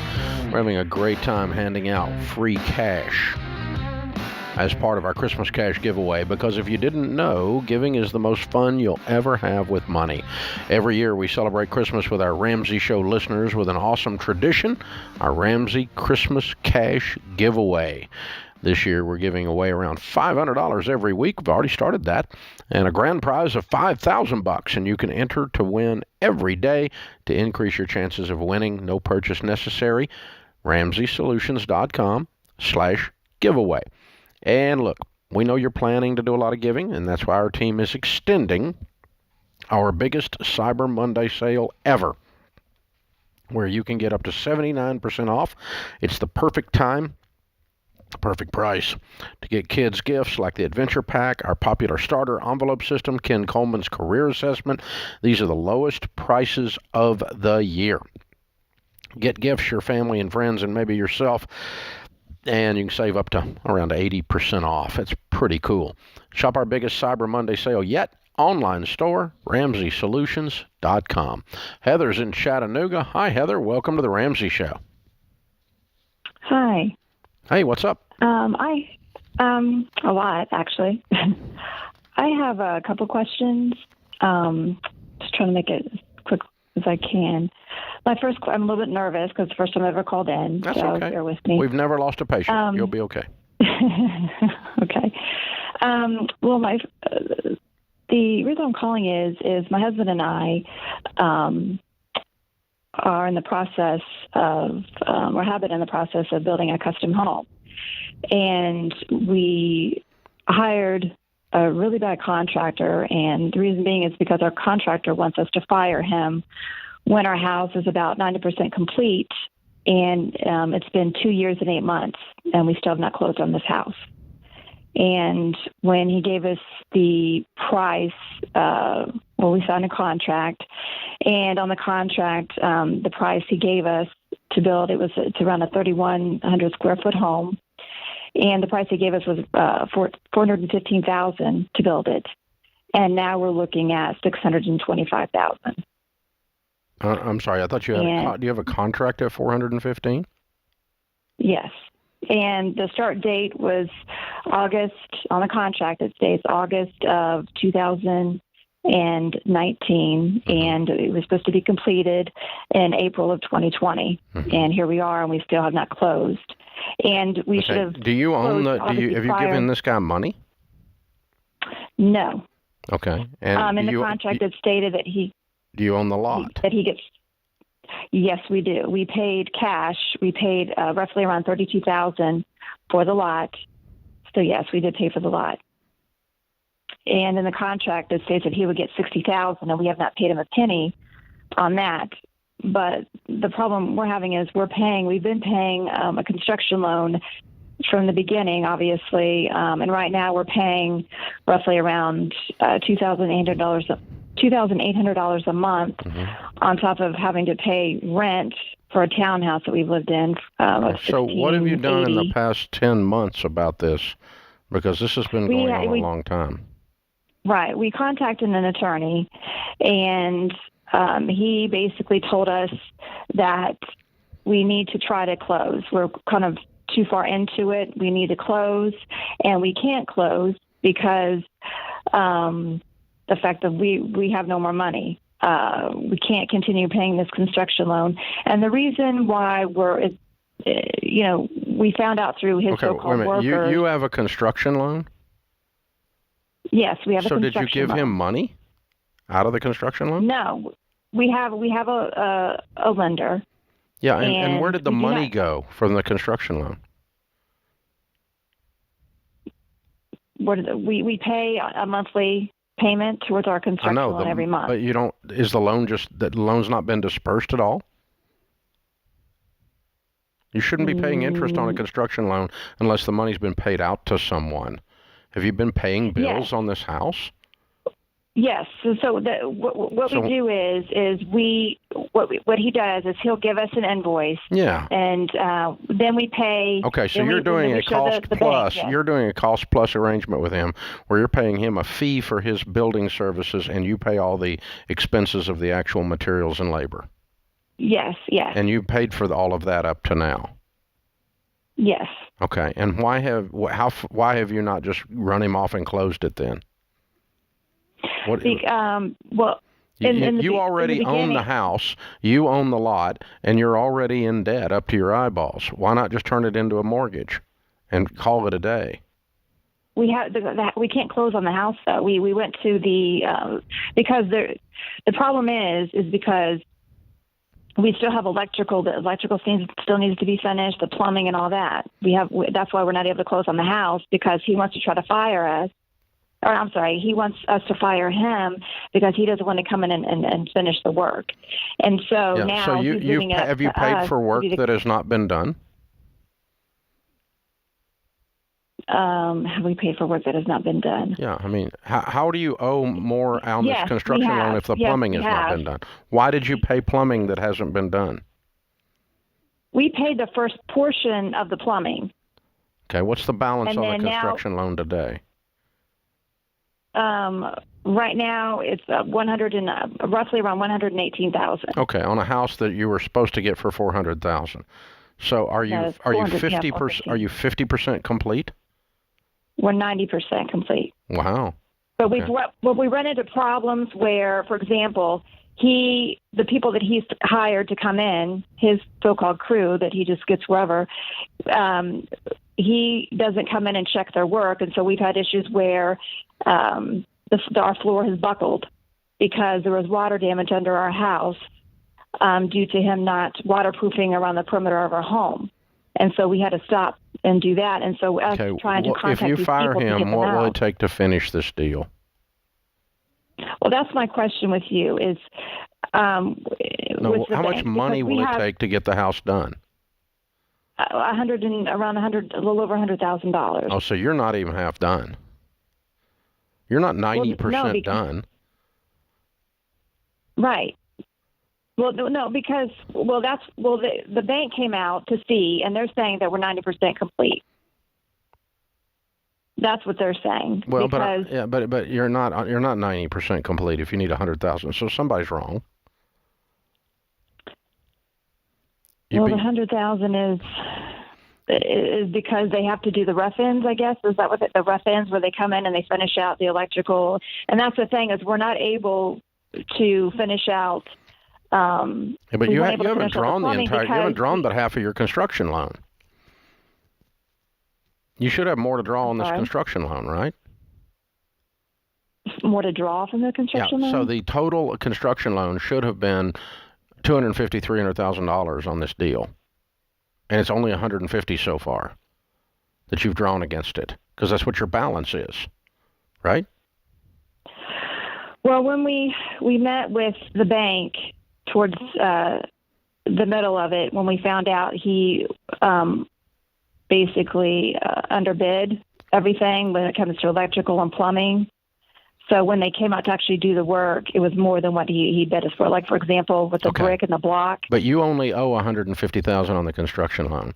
You told me this was going to be a $400,000 house, and now it's gone to $600,000. So that means that this house should have been built for $300 and some change, which means you should have had a construction loan approved for up to $300 to $350, and you've only drawn $150. You should be able to draw the rest of the construction loan and finish the house with a different builder.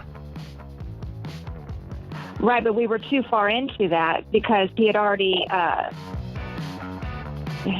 went in. It's hard to explain. Yeah, I'm sorry. I'm not tracking with you. I think you've got some of your information sideways, or maybe I'm just not understanding. I wish I could be more help, hon. But it sounds like you're obviously going to have to get another builder. You've got the debt. You've got the real estate. You've got to find a way to finish this project and get rid of him yesterday.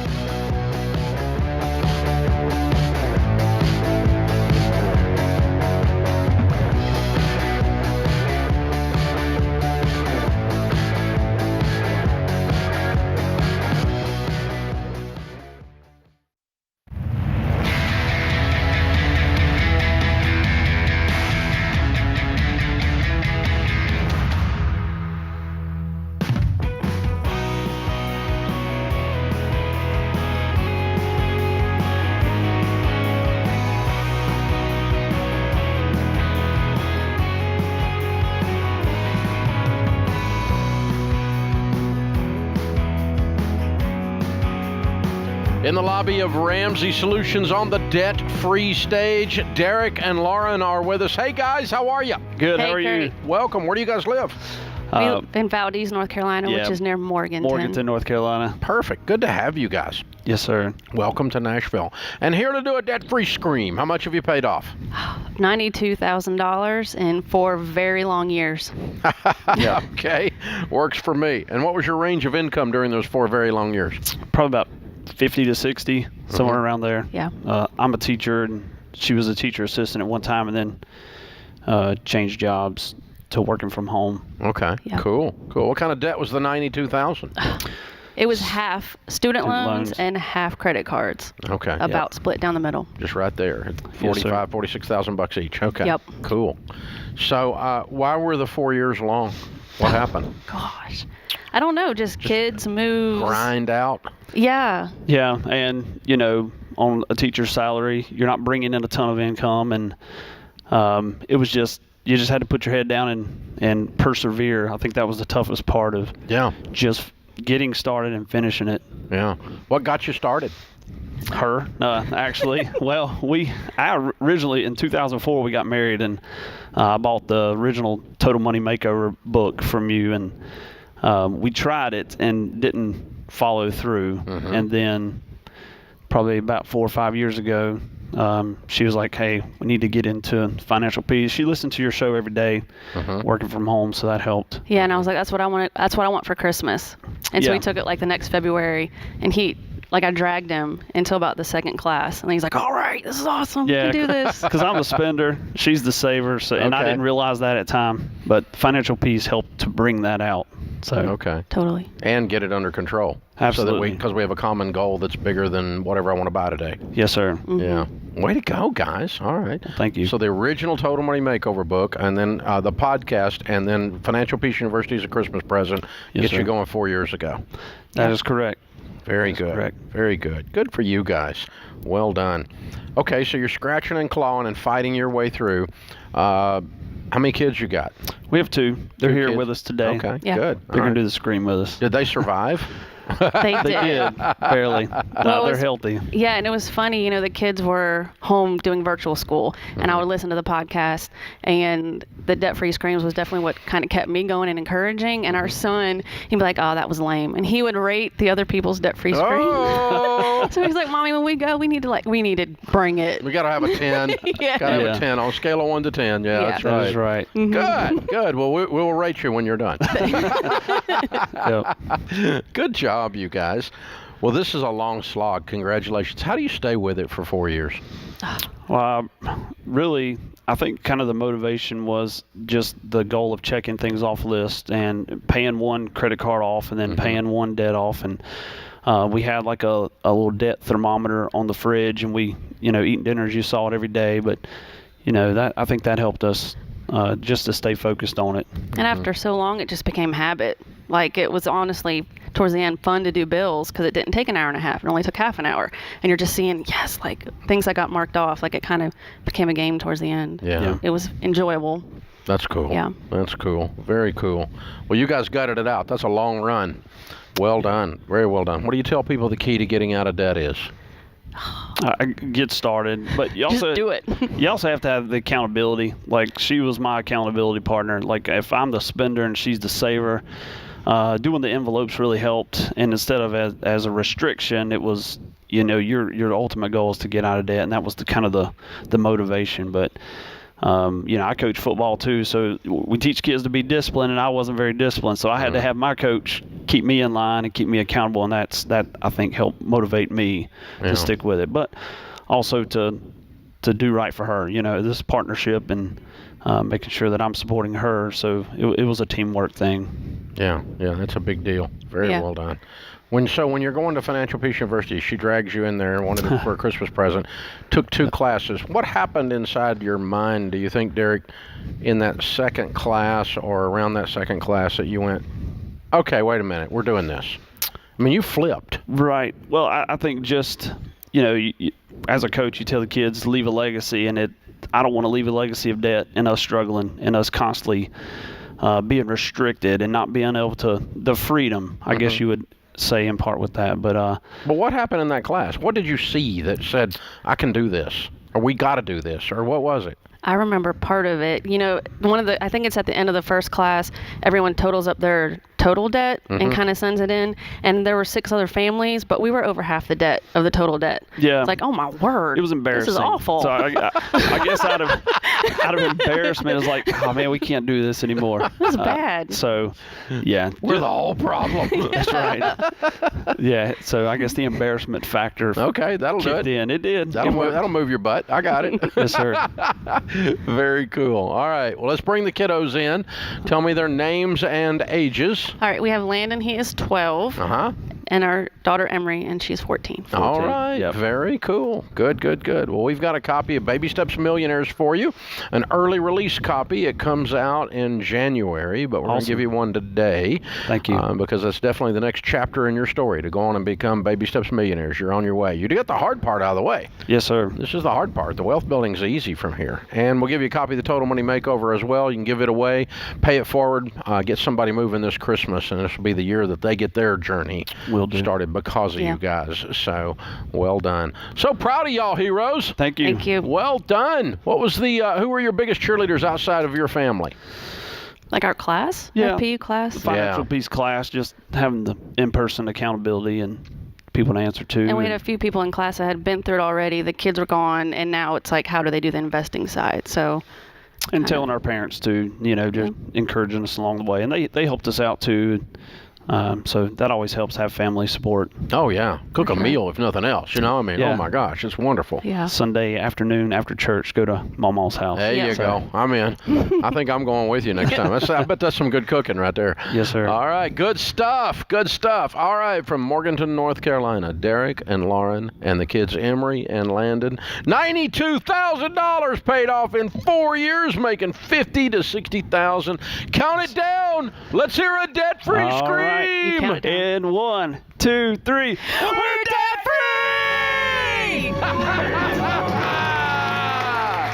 Yeah! I think Landon gets a 10. I think that was a 10, Landon. Good job, man. Well done. Oh, that's so fun. So here's what happens. How many of you can think back when you were 12 or 14 years old? I can see things pretty clearly. I'm 61. I can see things pretty clearly in 14-year-old Dave. Stuff that happened. 12-year-old Dave. I remember that stuff. And they'll remember this. They made a trip from North Carolina to Tennessee to celebrate the fact that the family had engaged in a 4-year-long journey of transformation. Now, let me just tell you, getting out of $92,000 worth of debt mathematically will change your family tree. But what Emery and Landon have experienced during that time, and then they experienced this milestone, this celebration, this trip to Nashville, I remember, they'll be telling their grandkids, I remember back in '22, '21, Christmas was coming on, and we drove to Tennessee and did our debt-free scream, and they'll be 92 years old telling their grandkids this. Because then they'll be millionaires, 10 millionaires, telling their kids about the time that their daddy and mama changed their life and changed their family tree. See, that's the definition of a hero. People that take control of their own lives. They're not arrogant. They're not entitled. They're not waiting on someone in Washington to fix their life. They're not whining. They just put their head down, did the freaking work to get their lives back from dadgum credit card companies, from dadgum Sally Mae. You got to pay a price to win, mom and boys and girls. This is how it works. This is how it works. These people right here, they're heroes. This is The Ramsey Show.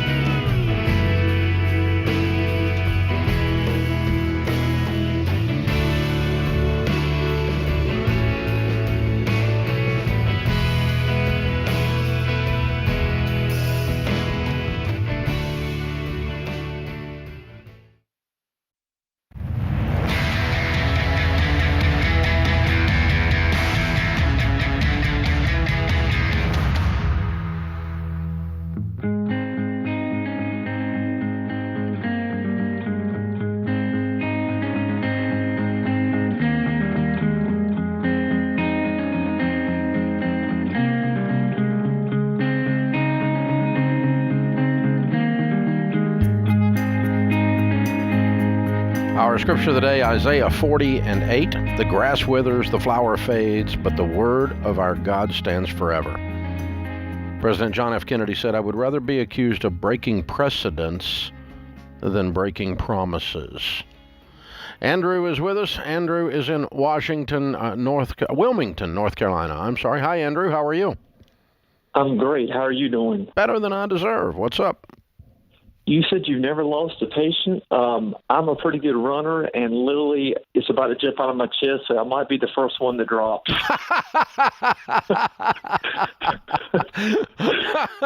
I love it. Oh, my gosh. Dave, it is an honor, a privilege, and I'm humbled to be able to talk to you. I have you too, sir. For you for years, and you are a humongous inspiration to me and my family. Thank you so much for all that you do for so many people. Thank you, sir. I'm very honored. How can I help today? Well, Dave, I have a question. Me and my wife, just make it very brief. I'm 51. She's 47.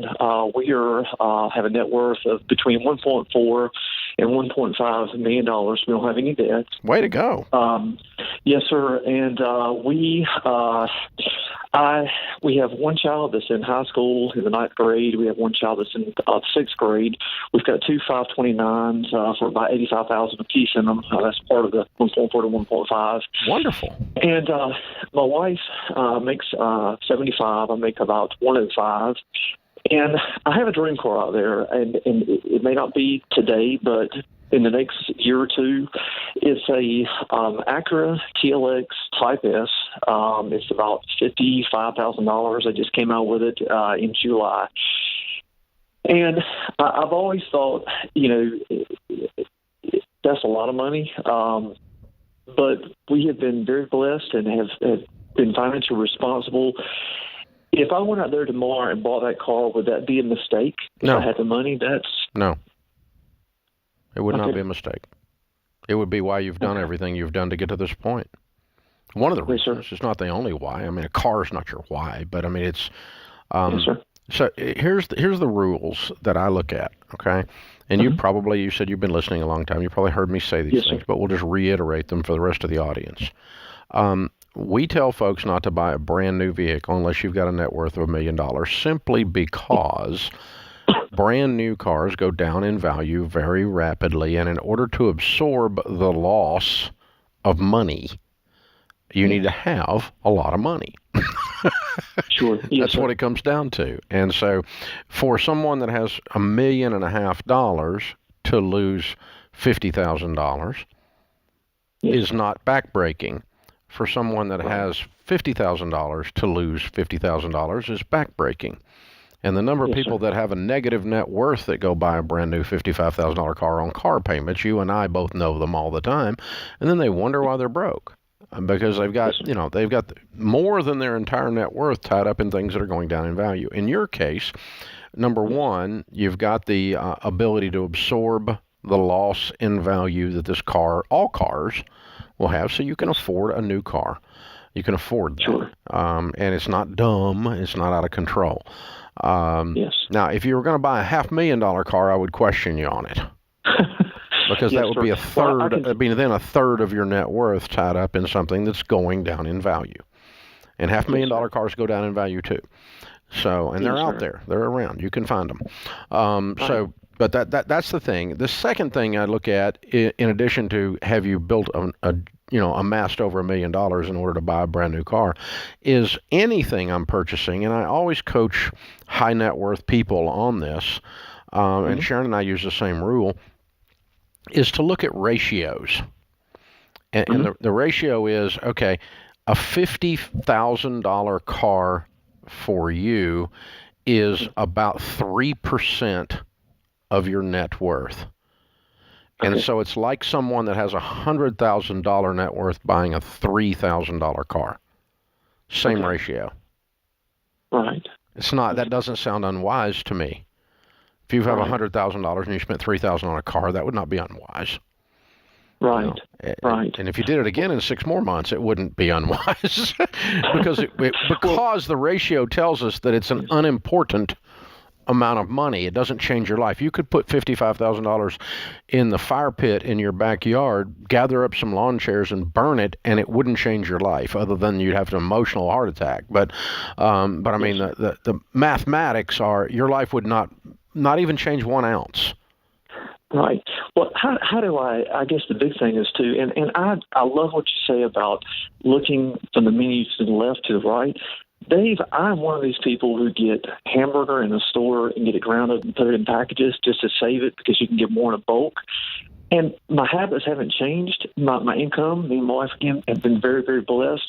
But I still look at the bottom line of the meal price, and I'm thinking, well, you'll probably always do that. I mean, those of us that came from nothing that built wealth, we're always going to read the menu from right to left. We're going to start at the price and then look at the item. You got to have a lot of money a long time to break yourself from that.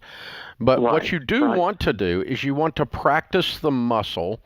You practice the muscle of frugality and of saving and investing. And I suspect you're generous. You probably built that muscle. And you also want to practice the muscle of enjoying the money. Right. And so, you know, occasionally Sharon and I just make ourselves do something and say, hey, this is not even, I mean, I made more than this while we were sitting here eating this meal, and yet it was an extremely expensive meal. We're going to practice the art of enjoying the meal. I mean, I sold more books on Amazon while I was sitting there that paid more than paid for the meal, right? While I was eating, right? So I'm okay. You know, shut up, Dave. Stop your whining and enjoy the meal. You know, you tightwad. And you just kind of have to train your brain to do that. And you can tell I've kind of had that internal tape playing like everybody else has, right? But I have to have some way I can work it through and go, this doesn't matter. Shut up and enjoy it. This is why we work so hard, is to be able to do this. And not to waste money and not to be irresponsible, but to actually go, I can buy a luxury item, a luxury experience, and it's why I work so stinking hard. And it's just like you, and that's what you've done. I'm so proud of you. Very well done, sir. My dad, I'll just say this, share this with you, Dave. I'm getting emotional. My dad, he lived right at 48 years of age. He died 51, so he died back in 94. And my dad was always he could go anywhere. He was a farmer. He worked very hard for his money. He worked full time at a particular job. Besides that, my dad he always had money in the back of his pocket, and he always, when he wanted to get something, he went there and he bought it. He had cash. And I didn't know about Dave Ramsey back then. I didn't know anything about it, but my dad, with his principles, it was instilled in us. Me and my wife were, by God's grace, were able to pay off our house. It's like eight and a half years. But we, you know, I try every day to, you know, as you said, you know, give some away, you know, save some and spend some. Yeah. And you're so right with being balanced. And I don't know. It's me and my wife have taken money. We've got about $500,000 that we've converted into the Roth IRA, and so a lot of that money is already converted into the Roth, which is going to grow from 51 however long. Yeah. And so God has helped us to open our ears and to listen and to pay attention and to people like yourself. Well, you've just done a wonderful job, Andrew. Very, very well done. I'm so proud of you guys. You're classic baby steps millionaires. I mean, you've started from nothing, and you just worked and saved and worked and saved and worked and saved, and you've had a good life. You've not never gone on vacation. You've never enjoyed anything, but you've just been very intentional and very careful. And the exercising the enjoyment muscle is one of the muscles we all must learn to use with money as we, you know, the pendulum swings back the other way and we're not broke anymore. Thank you for your call. It's an honor to talk to you, sir. Appreciate your time. Thanks to James Childs in the booth, Laura filling in for Kelly today. I am Dave Ramsey, your host. We'll be back with you before you know it. In the meantime, remember, there's ultimately only one way to financial peace, and that's to walk daily with the Prince of Peace, Christ Jesus. Hey, it's Kelly, associate producer and phone screener for The Ramsey Show. If you would like to do your debt-free scream live on the show, make sure you visit theramseyshow.com and register. We would love for you to come to Nashville and tell Dave your story.